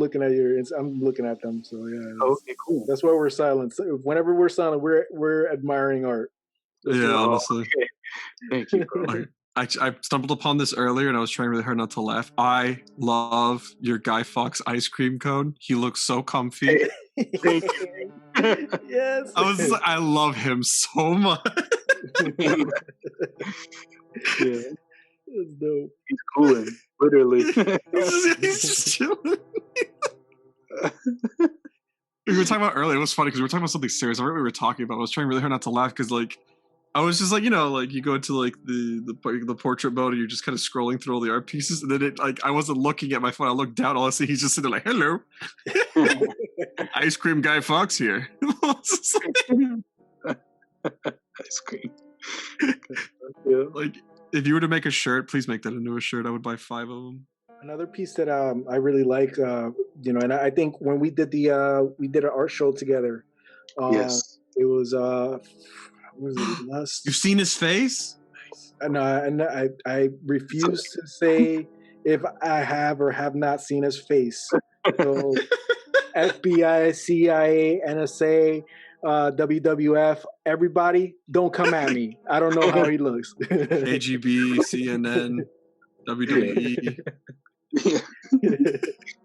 Yeah, don't get him in trouble. So Resurrection, man. Resurrection, it's one that when you had it up on in Art We Lust, that first one, I was there for a while looking at it, man. I really enjoyed the grid, the matrix grid, the lotus flower, the skulls, everything, man. Everything is it's one of my favorite pieces of yours. Thank you. Yeah, I really enjoy that. Dope, me too. I can't help it. Yeah, man. That actually sold. The original sold, so I don't have it anymore, unfortunately. But I want to bring it back. Mm-hmm. This is kind of undisclosed information at the moment, but it will be seen by the public once again. Don't worry. Woo! Nice. Exclusive. Pew, pew, pew. Yeah, pew, pew. Exclusive content. Yeah. So. Oh my God, the boat. Mel, we've seen this boat. Yeah. When we were in and we went to Art Village. And yeah. With Go 10. I forget his name, man. Anthony. What? You forgot his Go name? 10. Yeah, Go 10's my boy, bro. Go 10. Yeah. Oh, I thought you were talking about who we were with. My bad.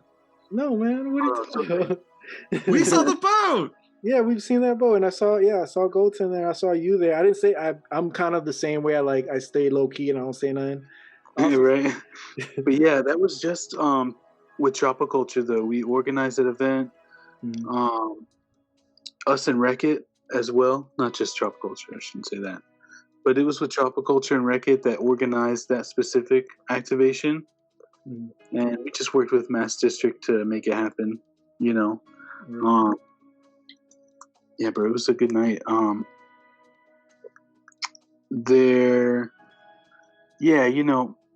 don't know what they did with the boat, but it's not at Mass District anymore.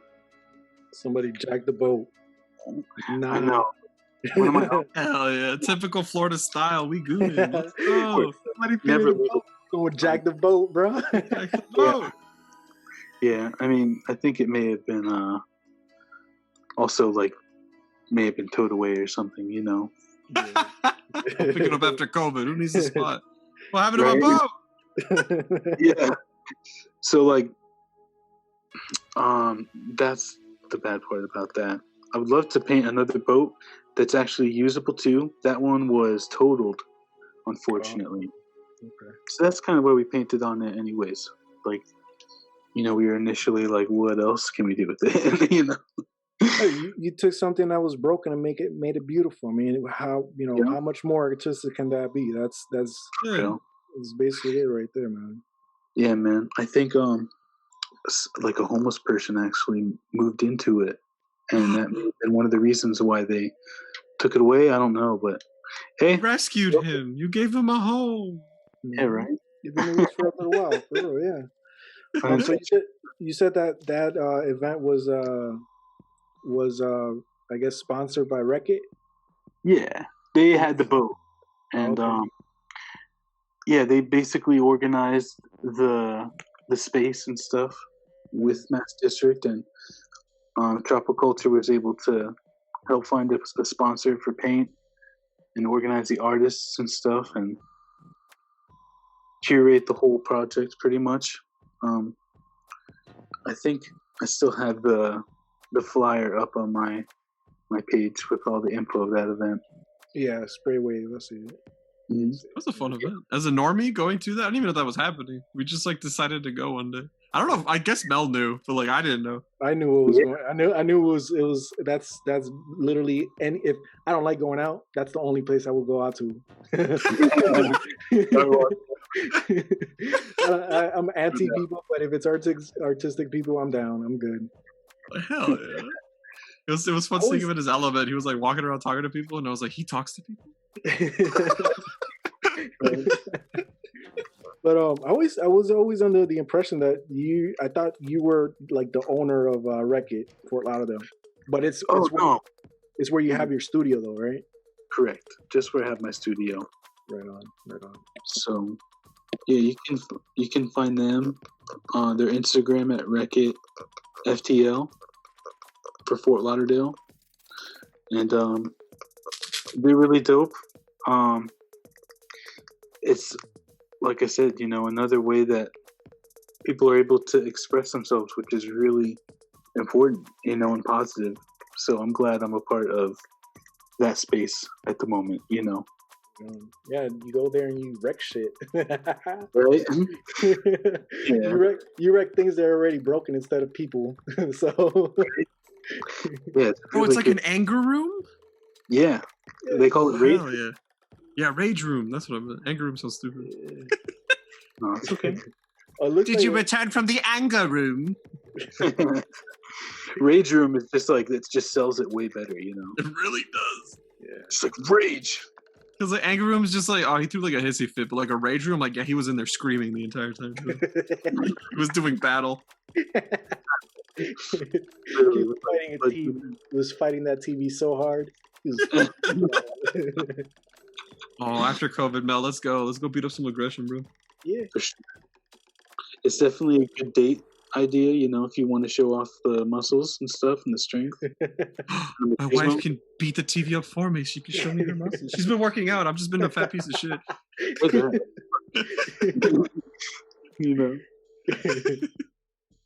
But yeah, I think there's actually going to be a comedy show there that the Space Monkeys has been putting on, and I guess I can shout that out too right now. Like, oh yeah, yo, February 18th.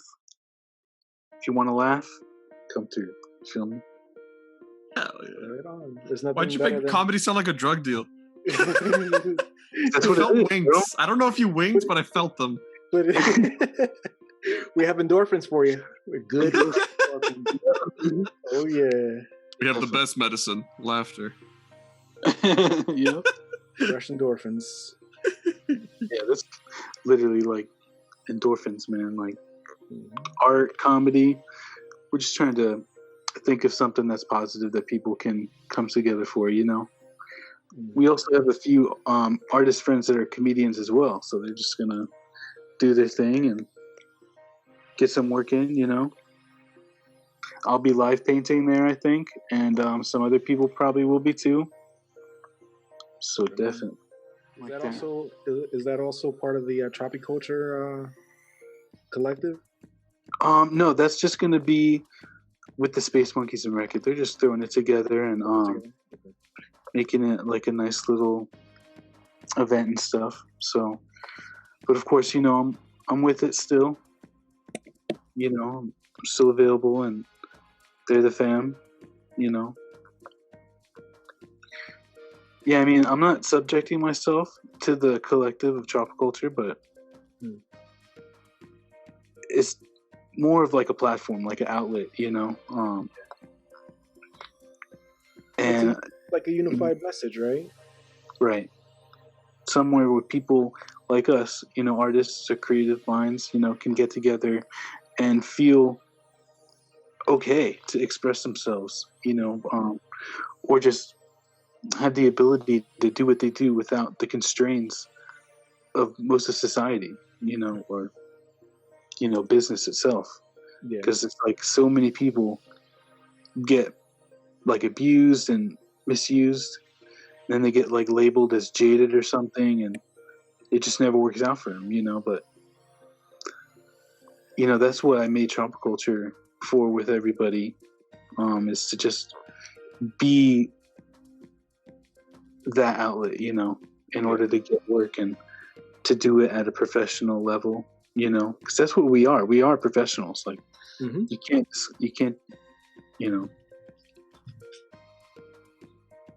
Yeah, that's one thing about younger artists that kind of they don't it's I don't know if it's a confidence thing, but I remember I had the same thing where I was afraid to say, hey, I'm an artist, I'm a professional artist, to put that word into it.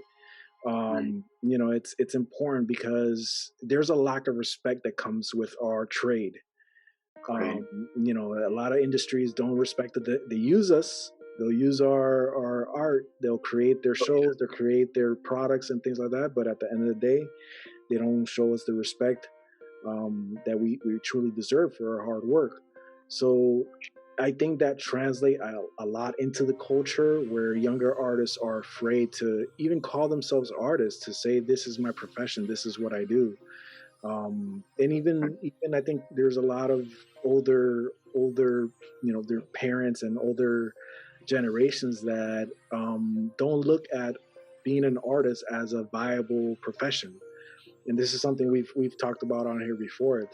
It's something that sometimes you don't get the support from family and things like that for or to become an artist, to take that as a profession. How was your experience as far as your family when you decided to pursue this career as an artist? Are you Mm, the support, or is it more of a I'm going to do it anyways, even if you don't consider it something real? right. You know, it was weird because my parents always supported me when I did it. You know, as I was saying, I did it from a young age. So I got support like really early in the game. And that helped tremendously. Mhm. And it subliminally put me on the track to, do it for the rest of my life, now. So um, I think your question was what it was like. So basically, you know, they've supported me with materials, whether it was a birthday or Christmas or something. The tablet I'm using right now was a Christmas gift from them. And that was about 5 or 6 years ago. So like it's really important um, for me that like they're proud of what I'm doing because they've invested a little bit into it. Mhm. So like yeah, they were kind of with it, with me doing more, going to school for it and Mhm. helping me take care of that because yeah, man, I got some loans to pay off, Definitely but it's understand. like yeah, um, definitely supportive though, which was good. It's a Helped beautiful. out a lot. Yeah, it's beautiful when when family wants, if you have family that supports you, it's valuable because that belief in you, um it goes a long way. It does go a Right. long way. Thank you, Mama and Papa Rescue. Thank you. Yeah. I'll let them know. They'll appreciate it too. Yeah, man. They've been to some of the shows and stuff, but yeah, like I think it's important that you don't only try to get I guess the respect and support from parents, Mm. but other people too. Yeah. Especially if you're not getting it from them. Don't think that you can't get anybody's respect that's an adult. Mhm. They may just not have the same genetic wiring that they gave you somehow. you know, I think that's another way that my parents supported me is because they had lived a creative life too. Mm. They understood, Were they artists as well, or a different type of art? right? Like, my mom was a photographer, and Okay.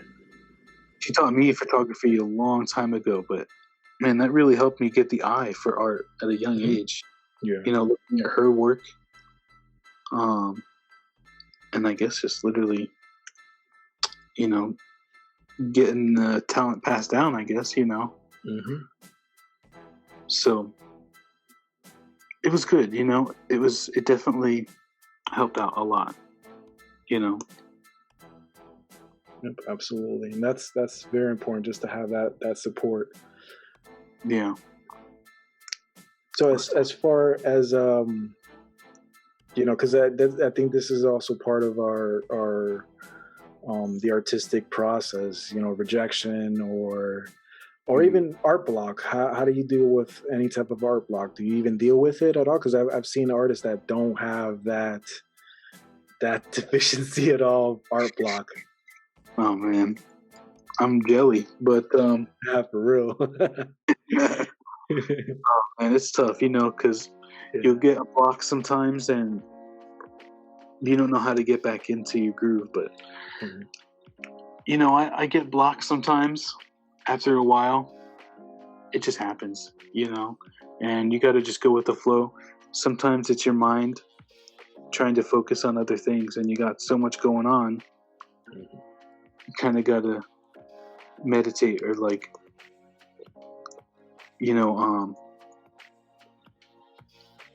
kind of like deflate your stress and your thoughts of whatever it is in the moment that's keeping you blocked. That's really what it is there's something blocking it.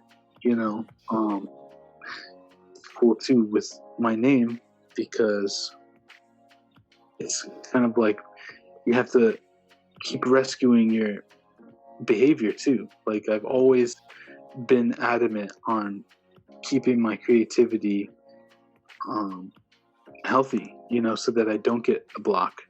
And I've been doing it for so long that it just comes like that, like where I don't get a block after a while, and knock on wood, but it's usually how it happens. I'm literally so active, like trying to figure out what to do next. I'm really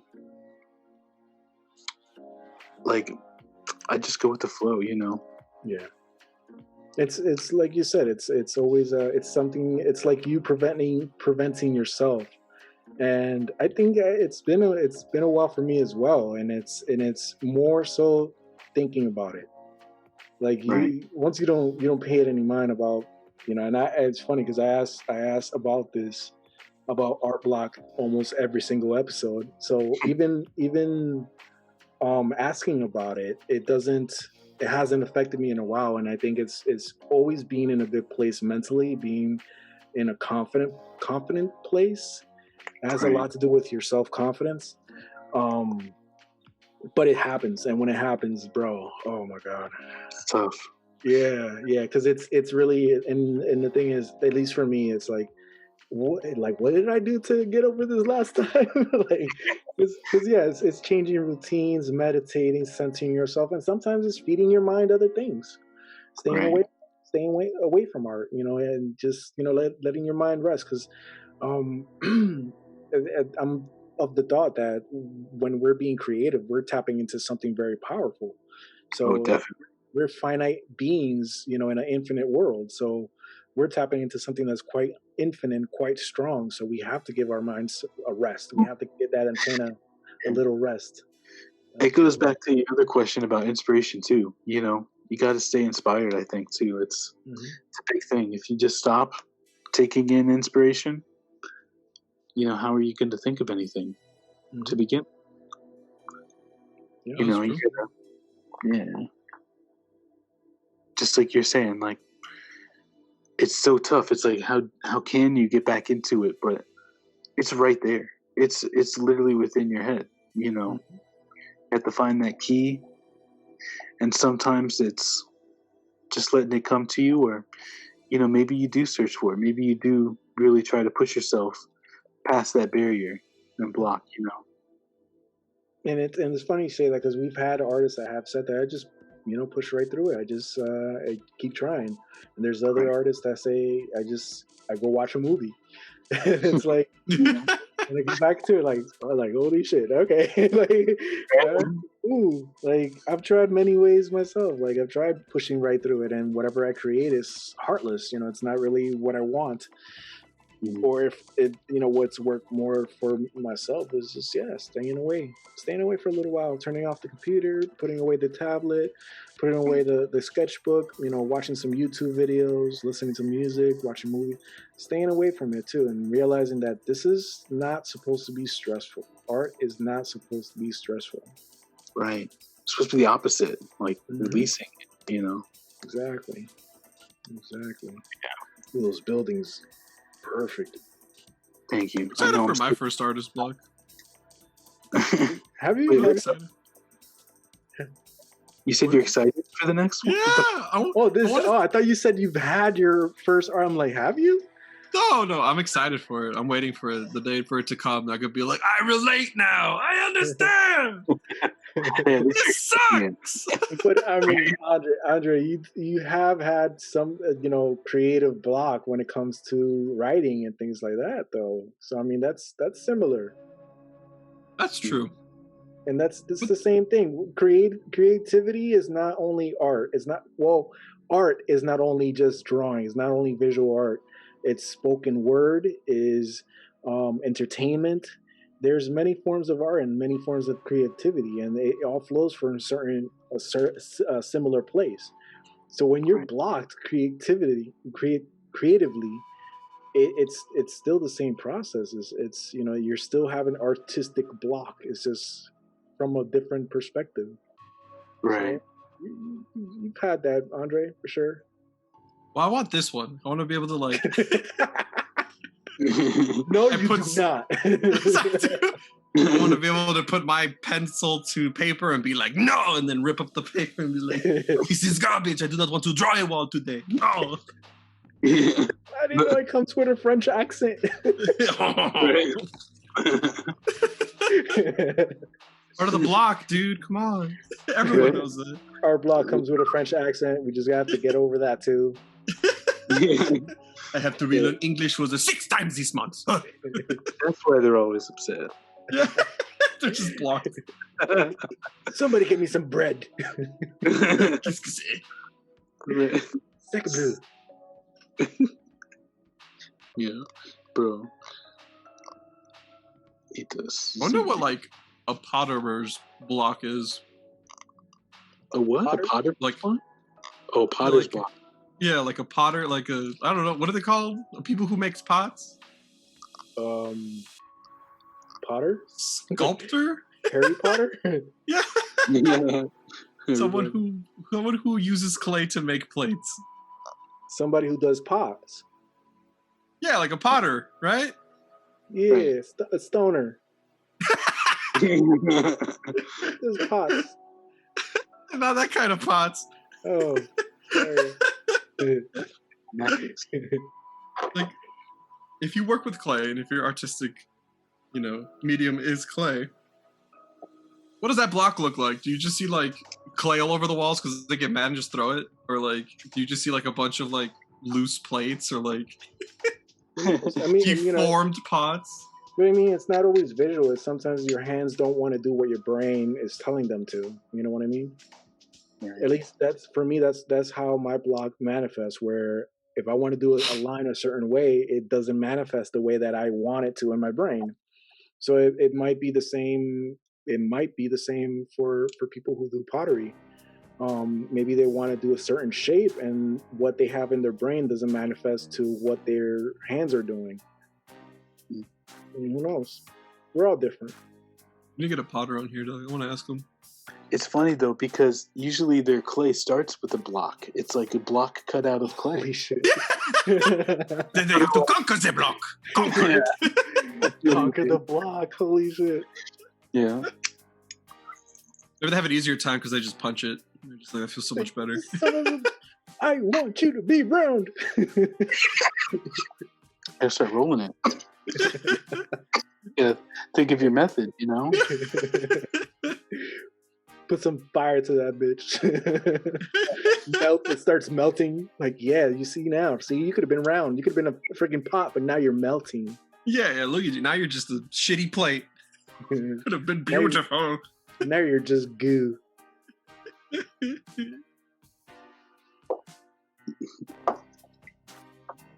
I love all the fire and shit. Like, The whole world's on fire. Just because Clifford got beef with the Zilla. yeah, bro. Shouldn't have ate Emily, you know? I don't care how low your reactor is right now. You don't do that. There's some things you just don't do, Zilla. Yeah, bro. It's messed up. R.I.P. Emily. R.I.P.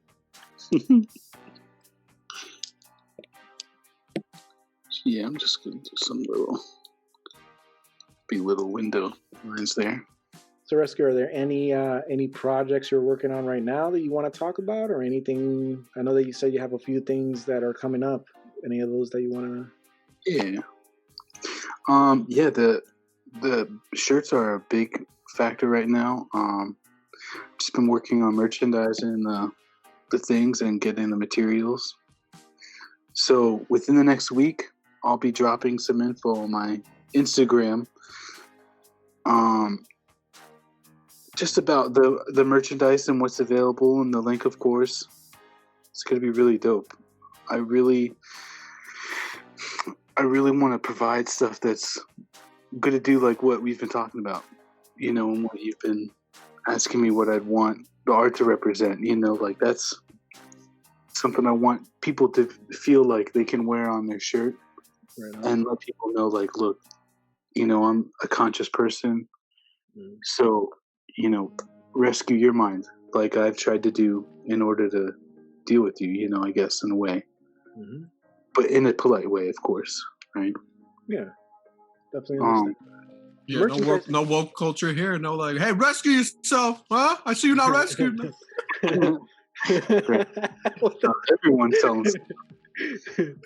But so let me ask you a question. Mhm. How did you like get into graffiti? Were you like gooning with your friends, and then you were like, "Oh, they're spray painting a wall. Yeah, down with the establishment, haha." Or did you like hold a paint can and you were like, you know, this just kind of feels right, and also down with the establishment, haha? I was drawing in class throughout school, and other friends kind of got me into graffiti, and they were like, "Yo, you're really good. You should write," you know, and that's kind of how it started. I had a group of friends that were kind of like a crew in the city, and they rode around the city and the town and stuff like that. So they kind of just helped me learn how to do it, and they taught me, learned from some really cool guys and some other guys that I don't even talk to anymore. But it's all about, you know, just like expressing yourself and still having that voice without being something like involved in a sport. Or that's kind of like what it was for us, you know, to kind of express ourselves without doing something everyone else was, you know. Yeah, that makes sense. Also, I really like how in graffiti, it's never that like someone just like, I'm gonna do graffiti today. It's always like a band of kids, and they're like, "Hey, you want to learn how to do graffiti?" Like you have to have like a liaison to get into graffiti. It's very communal.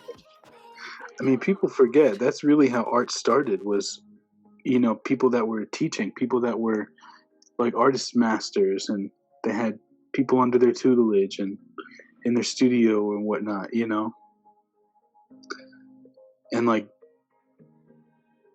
yeah, like this is something that we got to keep on teaching our family, our friends, like, you know, to appreciate, so that it doesn't fall to the same, you know, failures that it has in the past, like art, I mean, you know.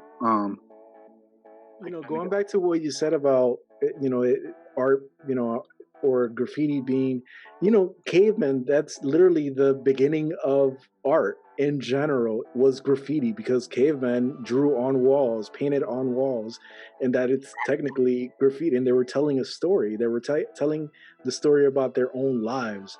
So graffiti goes like, you know, how they've villainize graffiti artists and things like that, you know, in the past. Now it's a little bit more lenient, but it was villainized. But in reality, that's our most ancient method of communication, of storytelling, graffiti. Right. and that's an ancient. You're practicing the ancient method of art. In reality. So it's such a cool way of looking at it. Yeah. Oh man, I think you're very right. And it's so cool that it goes back to all the way in the past. It's one of those things that's the only thing that we've learned. Like we're able to learn from other civilizations is just drawings they may have left about their spiritual beliefs or something like that, or even just their herds, like their farms or what they did, to learn about them, how they're like artifacts. It's fucking amazing. I wonder when was the first paint can invented? Yeah, that's a good question. Google, when was the first? You did like there was ye old graffiti like back in the day. It's just like, get away from my potter's wall, thine heathen, and they're like with paint and they're like King George smells like on the wall. Do you think that like cavemen got into fights because of that? They're like, stop drawing on me cave. That's me cave. Me cave. You draw you cave, not me cave. I'd like to see that argument go down. You rascallion, you rascal. They wouldn't even find them. Just club them in the head. Like, you dead now. That is your fine. That is your fine. Cavemen do not have police. Cavemen have law in their own hands. Cavemen have club. Club is law. ResQ. Are there any specific artists that inspire you? Anybody that's that's really made an effect in your art? Oh man, I think a lot of older artists, but a newer one to probably be like Shepard Fairey. I really respect his work. He's one artist that's really put in the work in order to get back, but the thing is the establishment tried to take a little bit of it from him. But I still respect his perseverance. He's still doing his thing. I love his work and his like direction. That was a big inspiration for ResQ too. Not that I wanted to be like Shepard Fairey, but just the idea that art has to mean something, like, or at least I'd like mine to, at a grand scale of things. I've been watching this show called Da Vinci's Demons recently. I think Da Vinci, Durer, and my old boy Sal, Salvador Dali. Yeah. I think those are probably my other three top fours. Yeah, for sure.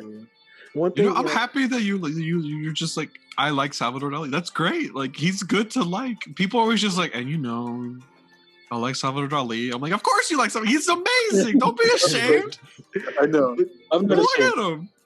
I'm just playing around. I'm downplaying it. And it's funny because one thing we didn't mention is that there is an aspect of surrealism in your art as well. And I think it's you own what you do so well. You own what you're expressing so well that. Not that it gets lost, but it's like your message is so clear as well. And sometimes we're used to being so lost when it comes to surrealism that we explore it in such a way that we may have different, we might derive different messages from it. But sometimes your message is so clear with your art, we forget that it does have an aspect of surrealism too. Yeah. Thank you, man. Yeah, bro. Like, I really love surrealism and the idea of it. So, I've been to the Dali Museum multiple times, definitely have gotten firsthand inspiration from that alone, and like, that's, I think, what I'm going to call my style from here on out is just graph surrealism, kind of like a graffiti twist to surrealism, not the other way around, but yeah. Utilizing surrealism. I think that's more my strength. I used to be really good at lettering and graffiti. As time went on, once you get out of it, you kind of get a little rusty, to be honest. So, Yeah, like all things. right. I don't usually use lettering anymore, but yeah. Mhm. Like they always say, they're always like, "Oh, you never got to ride a bike." I'm like, "Yeah, but once you get back on after a couple of years, you suck at it. Like you'll ride it, but you'll be wobbly." Right. Yeah. Just got to keep at it,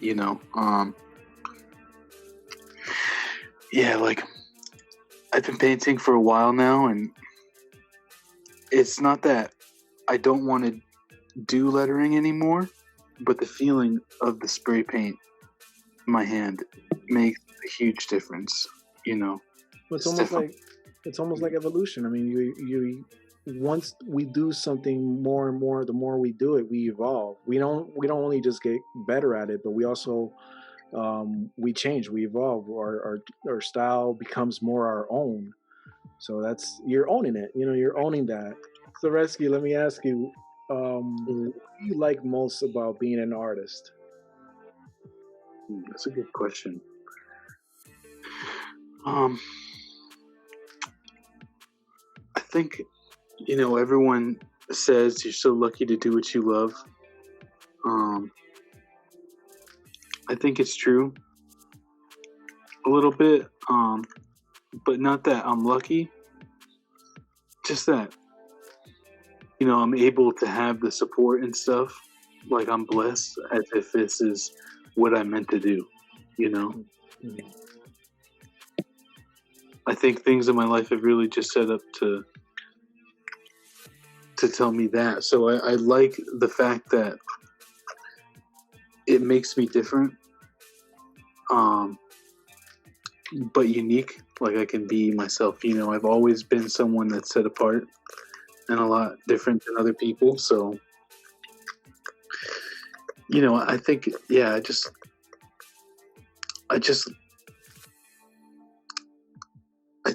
like that, like the idea of being unique and thinking differently and being able to be the one to think out of the box really makes me feel strong mentally, as well as physically, because it's definitely taken a physical toll. And I've done other things that are physical in my life, like sports and working out, that's helped me do spray paint and stuff, to like be able to spray for like 5+ hours straight, like I've had to do that before. It takes a lot of arm strength as well as dexterity in your finger and stuff. So why 77? He's like, yeah, I want to save 77 people. Nah, way more people than that, hopefully. It's a very prevalent number in my life, and just to distinguish myself as a person going by ResQ, there's a few other people that may write it out there. I know there's like someone that's claimed to be ResQ and has written it in graffiti for a long time in Berlin. And not that I took it from anybody, like obviously I came up with it in my own story. Like I kind of described it before, where I kind of changed a lot, and I felt that feeling of being rescued. Like I was blessed in my life, especially like with the support even from my family. Like, that's a huge part of that meaning that I put towards that word, like that I came up with on my own to represent that,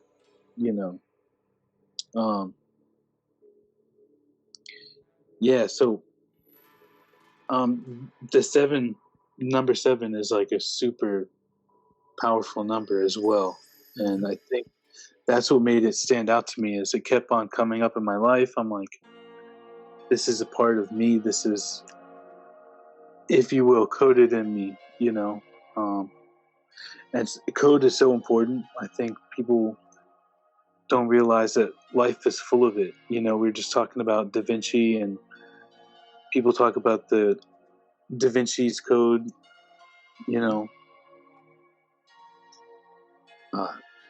Yeah, like it's kind of personal, basically, but it's general too. The why I use that. It's basically to distinguish myself, and because it's a very powerful number in my life, especially the digit of 7 alone.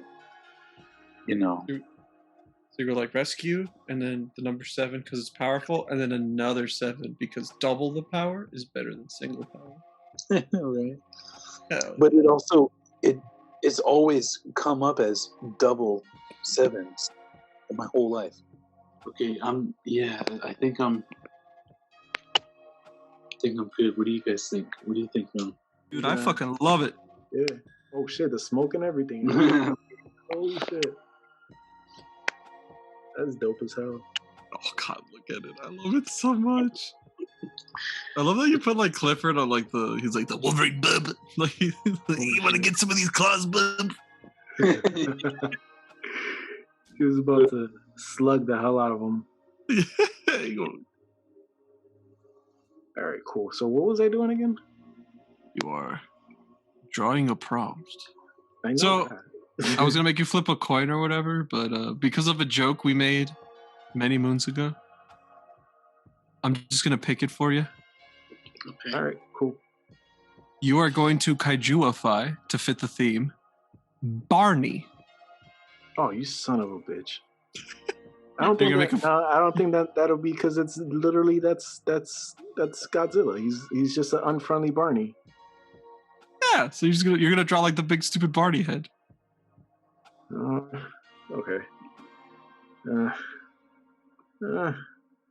And then he's fighting King Kong. We're doing scales versus furs, remember? That's literally just Godzilla, but just be friendly. I see where you're going with it. The childhood.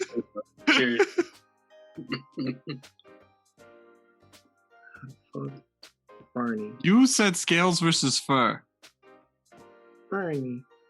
I mean, technically, he's a dinosaur, bro. Yeah, see? He's All right. Y'all want Barney? Fine.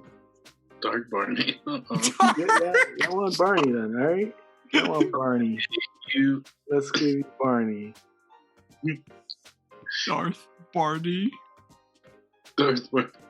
I love you. You love me. I will beat the shit of this monkey. It's like beating up King Kong. Oh, you're making him so buff.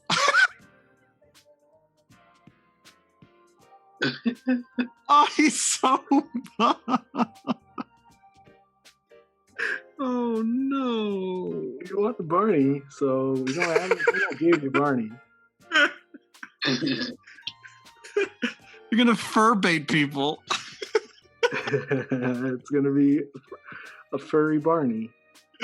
Oh no! Furry style Barney. Yeah, he loves left leg day, right? Yeah, look at that shit! Holy fuck! His legs are bigger than his arms. His arms are actually kind of small comparative to the rest of his body now. Right. Remember, he's like a dinosaur, bro. He's like. Oh, that's true, dude.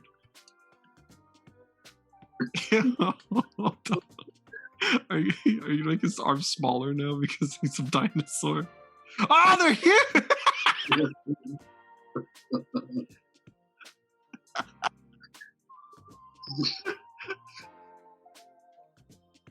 Look at him!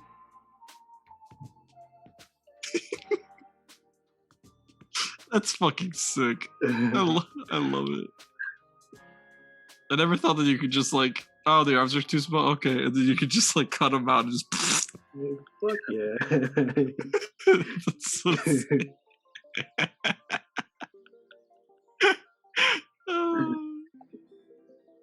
Alright, hold on.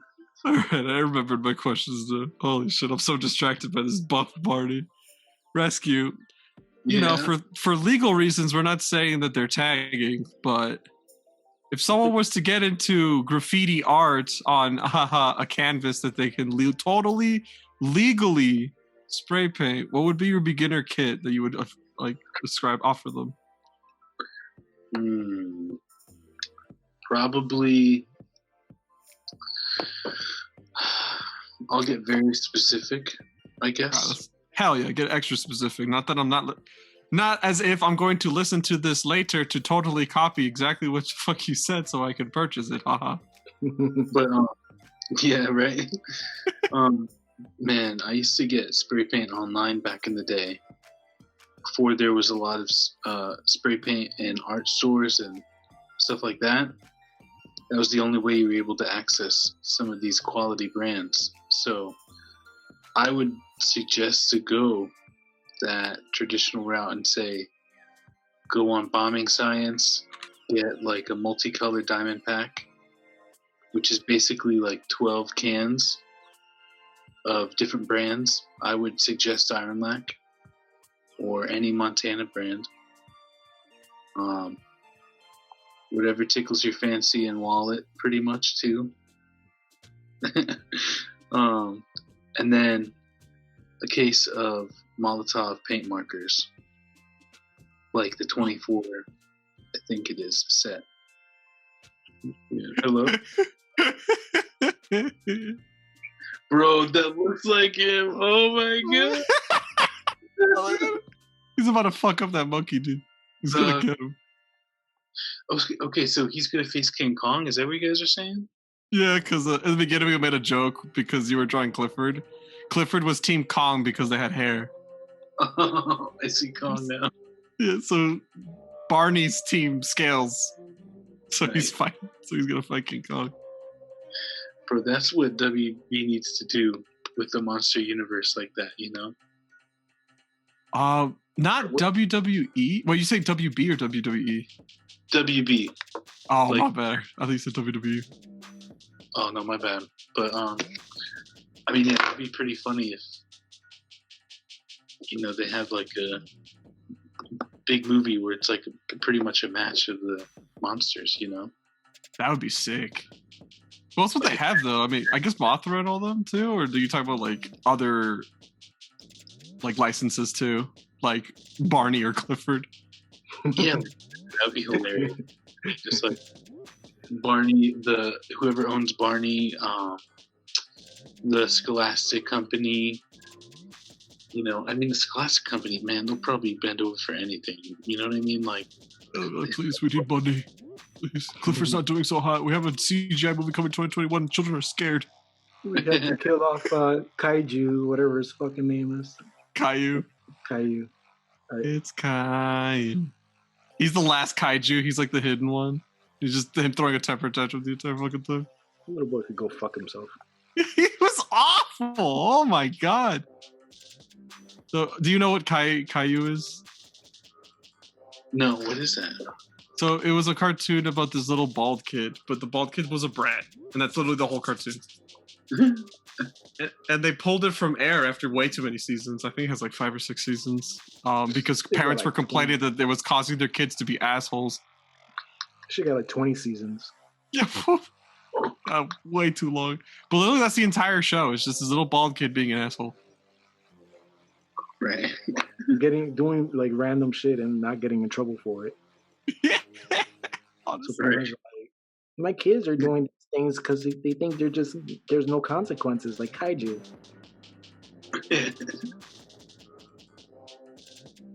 He's the final kaiju, bro. And why the fuck was he bald? Oh, I don't know. Where was Because it? One Punch Man, he lost all his hair, dude. Come on. He's not One Punch Man. I'm telling you, dude, I'm gonna show you the video later. You're gonna be like, wow, dude, you opened my eyes to a whole new mythos. I'm like, you're welcome. Are they making a One Punch Man movie? Oh, dude, I wish. Maybe in Japan. Man. But like Japan's notorious for making like really shitty live action adaptations to anime, you know? Oh, I feel you, yeah. Dude, I'm so interested. I've always been super interested in graffiti art, always. And I'm glad that you did graffiti art so you can answer some of like my peaks and queries. Like, what was the craziest piece you ever did? Oh, man. Like, obviously, I gotta watch it get in trouble. But so you could just say like, oh, there was like this big building or whatever. You have to be like super specific, like, oh, it was like an abandoned, like, I'll give you the address if you want to go see it. It's still there. It's still there. Like, Yo, I love Barney's Me Too.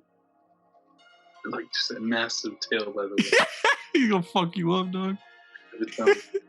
Yeah, I think the craziest thing I've ever done was this one rooftop by a mall. I won't say which mall, just to keep it a little mysterious, but the building isn't even there anymore. Probably because me and my crew, we kind of, we screwed it up. We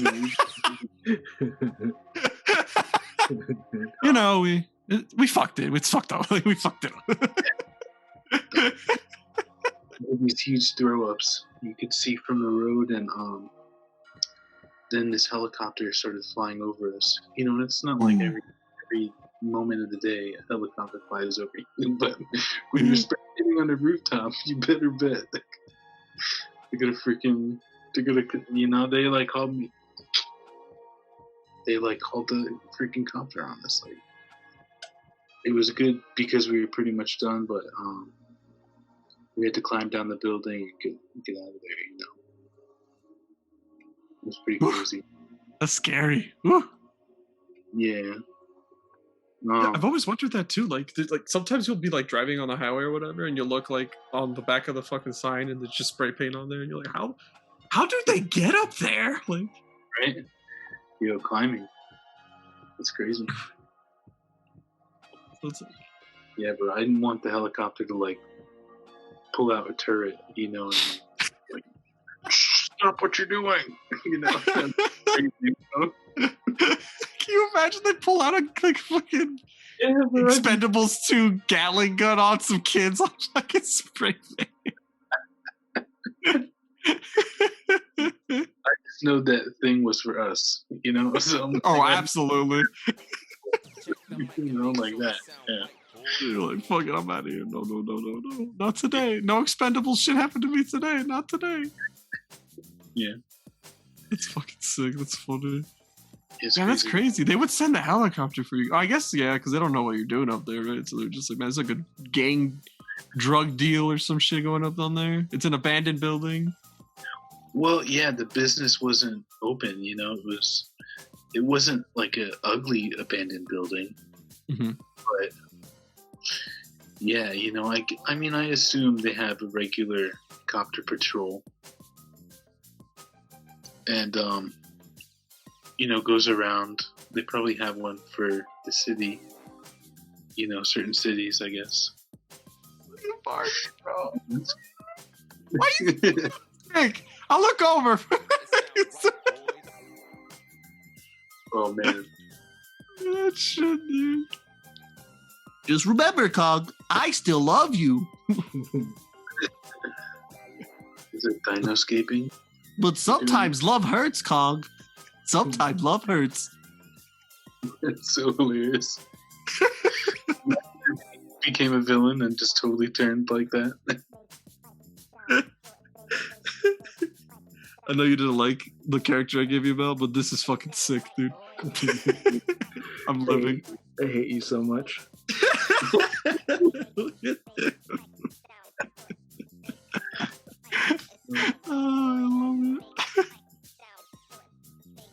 I feel like I want to make you proficient in silly drawings. You wouldn't ever realize how well it'll sell too, bro. Or if you sold prints or something like that, people love comic relief things. The thing I love is it's completely out of my wheelhouse. This is not shit I would normally do, and that's what I enjoy.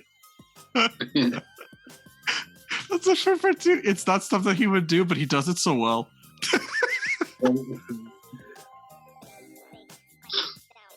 Oh, this is such a good. You guys did a fantastic job, both of you. Holy shit! Thank you, man. It took me 5 hours. It's taken though. Hey, everyone's different, man. Yeah. There's always there's difference. That's everybody works differently. Like, remember Isabella? Isabella pulled out this like crazy masterpiece of like background, full color, everything in like fucking 10 minutes, and we were sitting there like, what the fuck just happened to us? Yeah, we blinked and she had a whole full piece done, and it was like beautiful. So, and I was like, what the fuck just happened? And I have to follow her. Like not no lie, like 10 minutes, like everything's done. She's like, oh, it still needs work, and we were like, what needs work? It's done. Like, it's literally perfect. Yeah. It was different too. Just play Netflix. You made like a great piece. It's been a lot of fun. This is great. I learned about graffiti. Thank God. Yes. Boy said it. Thank God. I've been saved. You're welcome. Because I used to know graffiti kids, and I was like a jit. But like, you know, I'm an adult now, so I can't be like, yo, you guys know any graffiti? Do you guys know where I can find information?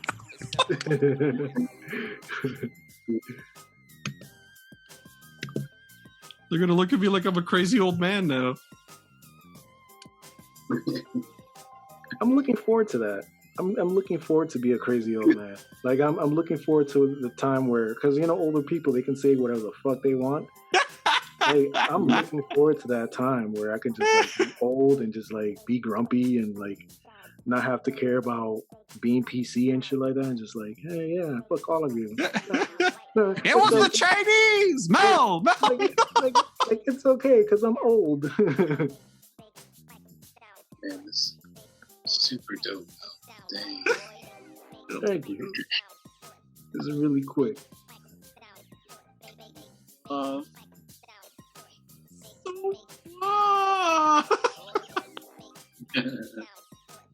my neighbors. I hope so. I really hope so.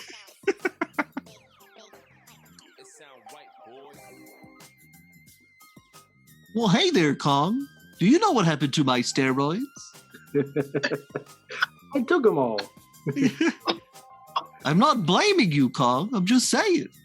You had my back last, and now my steroids are missing. Do you know where they are? Yo, that's something that would be interesting if they make Kong talk. Maybe I'm just too high. That'd be sick. He just sounds like Caesar from Planet of the Apes. No!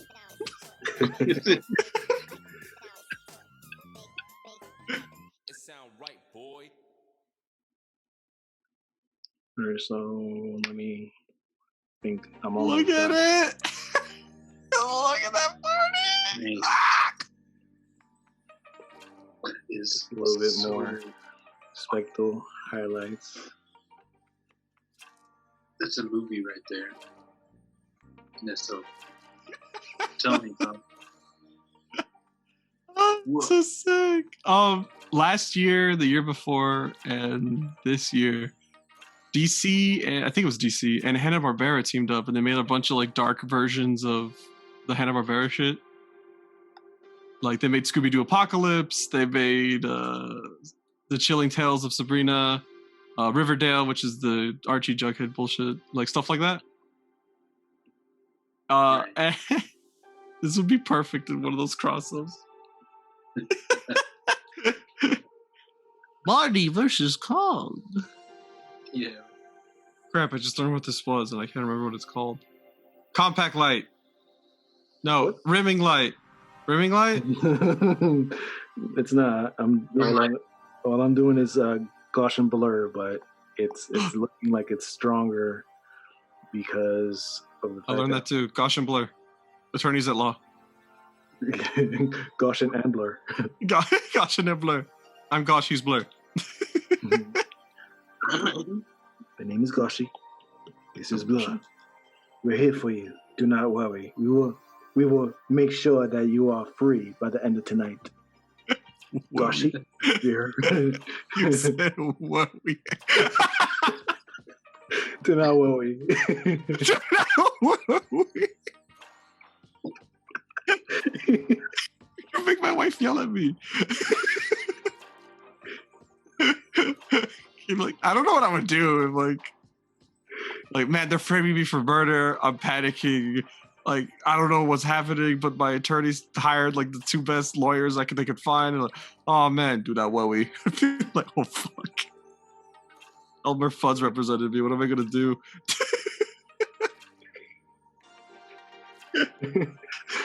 Don't worry, we'll get you off. Please do not wowie. No more wowie. Nice ball. He's got like a Frieza tail. Let's go.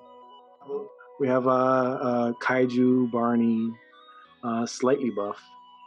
Oh, slightly. Oh, man. I King. mentioned actual buff. King the Man Kong. This is like The Rock playing Barney. You know what I mean? Like, come on. Rock playing Barney. Who's King Kong? Is it Kevin Hart? Rock is really part. It's awesome. Hold on. Hold on. Let me see if I can do it. Nope. I'm scared. Let's go darker.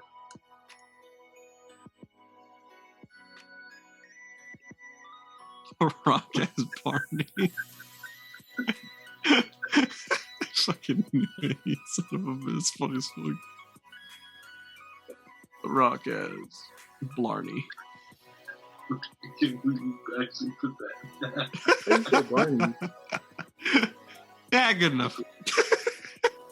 Is that it? Barney? That's how you spell it? Or no? Yeah, dude. One day in the future, 10 years from now, when the one Barney superfan corrects us on it, then we'll say something. He's the head of the Wikipedia Barney committee. I own the Wikipedia Barney, and that's not how you spell Barney. What kind of sham podcast is this? Right.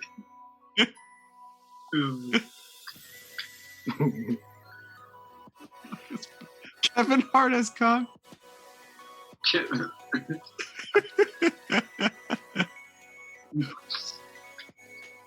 He's so jacked. Oh, shit. Man, hear those kids. They'd be terrified. Perfect. No, right? This is the Edgy reboot. It's not for the kids. It's for the parents. It's definitely for the parents. we love The Rock. This is just not kid friendly though. You bring your kids for the Barney and you stay for the Rock, dude.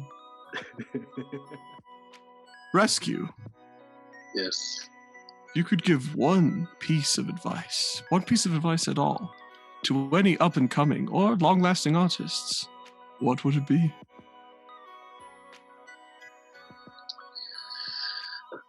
I'll probably say stick to your gut and make sure your heart and your mind are aligned when you're doing something as profound as visual art. You know, it's something you have to keep practicing at and definitely put time into in order to, you know, evolve your skill and find new things about what you can do. You know, keep learning as well. I think that's what's helped me get here at this point in my career, profession. So I've done a lot of that. Nice. Beautiful. Amazing. Snaps all around. Oh, Right, that's what people in the art community, they don't clap, they snap. No, man, we clap. We're normal people. We clap. But that's absolutely that's valuable. That's valuable advice and more than anything, yeah. And I think, you know, we've had that kind of a common theme to just do it with your heart, do it honestly. That's I think the prominent thing with art is once you do it honestly with your heart and not to be grifting or anything like. When you do it honestly, people feel that shit. They feel it through your art. And we can, at least I can say, you know, seeing you for a while, watching you work and looking at your art and, you know, your words and and kind of putting your wisdom out there. And I can definitely say that that shows through your art, and it's what you're trying to do is very valuable, is very valid, and you're definitely a gift to the art community. And I'm very glad myself to know you and appreciate you coming on here as well, and spreading that knowledge and that positivity as well. Yeah. Man, I feel like likewise for you guys having me, man, and giving me the opportunity for sure. And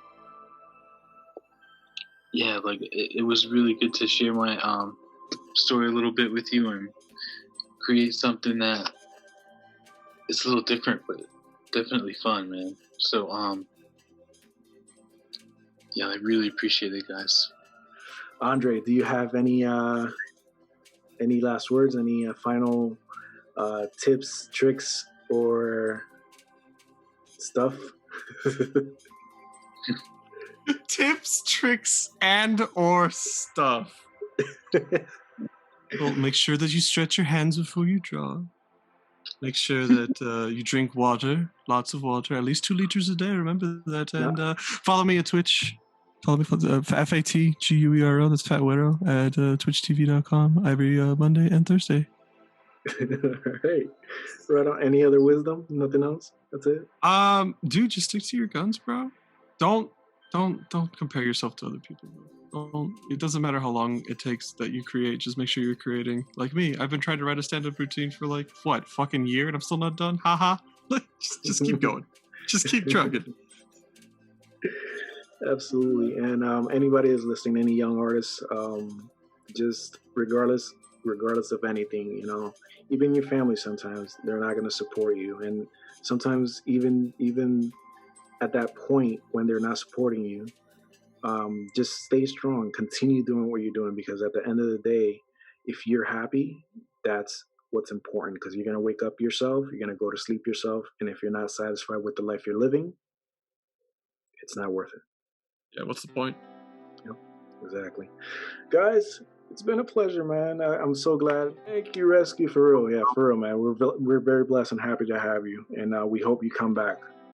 If you made it to the end of the video, you are a savage, and we appreciate you very much. We are grateful to all the new subscribers. Make sure to also follow our guest artists on their journey. If you haven't done so yet, make sure you like and subscribe. We hope you join us next episode.